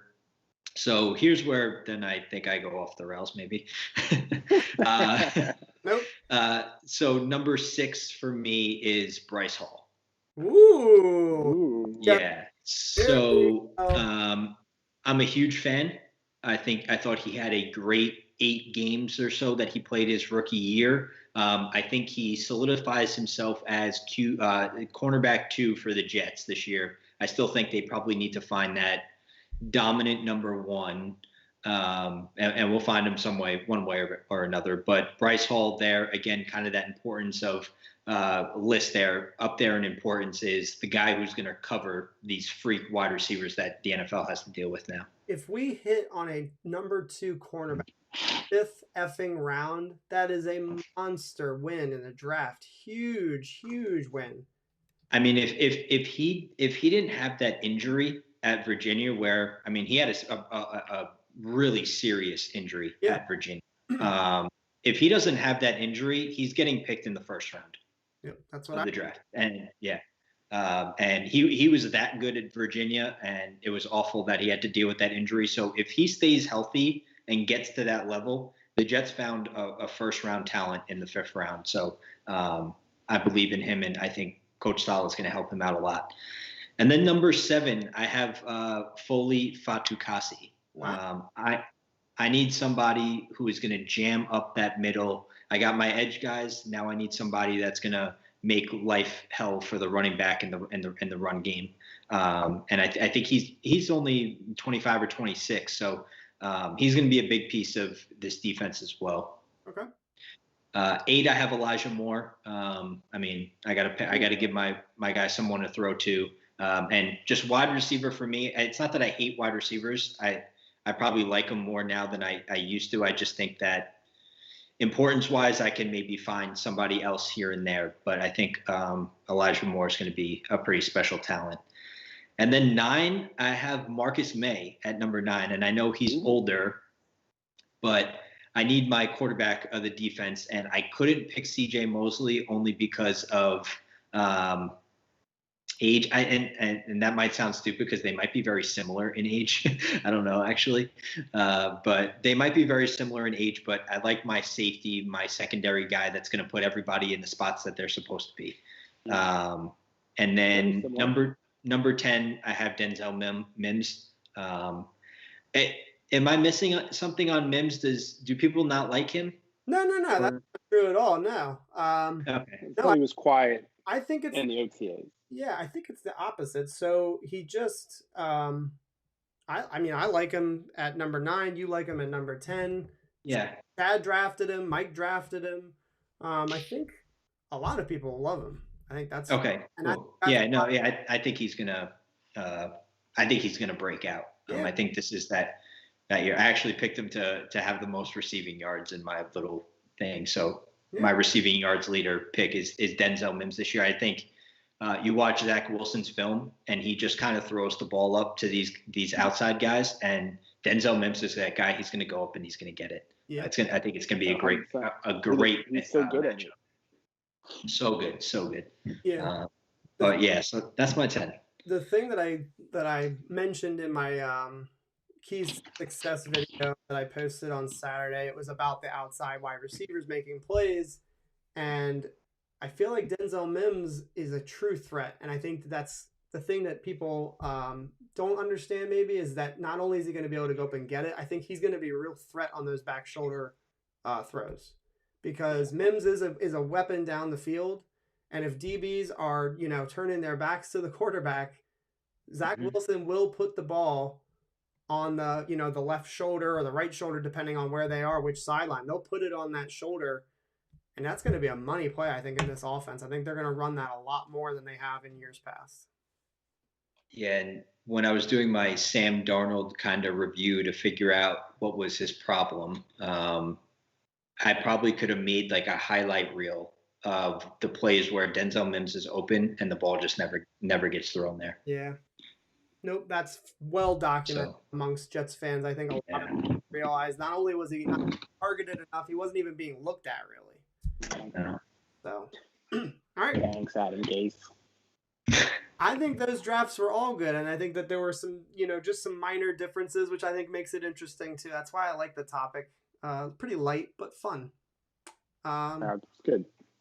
This was a long stream. This is one of our longer ones, but I hope you guys, all of the Jets fans that are watching this live, that did watch it live, that are going to watch it after the stream ends, I just hope that you guys enjoyed the content. Let me know in the comments if you guys, want some more film breakdowns. James I think he's made it pretty clear that he'd be more than happy to talk ball again. Of course. So I think as we get closer to the season, you'll see James again, no doubt. Maybe even during training camp, we'll get some more film breakdowns from you. It's a lot of fun. It's cool because for three idiots like us, we know, like we clearly know the Jets. Like we know the team, right? We know what's going on. We cover the team, obviously, every single week. But to get the play call knowledge, to get that knowledge dropped on us, and for everybody in the chat, not everybody studies film. Most people don't. You know what we should do? We should, me and Chad should try to do breakdowns, and then James can grade us on whether we know what the hell we're talking about or not. Technically, I did that technically during the draft season and during free agency season. Yeah, that's right. I gave it a C+, B- effort on my part. I just said what I noticed, just little nuances, nothing crazy, because obviously I don't know the terminology. So Kev throws in a good comment. He says Jets knowledge is our crack. So true. DSMY says Jets 28, Carolina 20. If we get pressure on Sam Darnold, I think we're going to get the best of them. All right, folks. One last time, just want to thank you guys again. Everybody who's going to watch it, just thank you. Thank you, thank you guys. Thank you, James. Yes, thank you, James. Thanks for having me, guys. I appreciate it. Yep. Chad, any thoughts before we get the little girl to sign us off? No, sir. Thank you, everybody. Appreciate it. Yep. All right, guys. Don't forget to hit the subscribe button. Free giveaway. Signed Wayne Corbett helmet. Thank you so much for watching. Go Jets. And I'll see you guys next time. Word from my dog. Yes.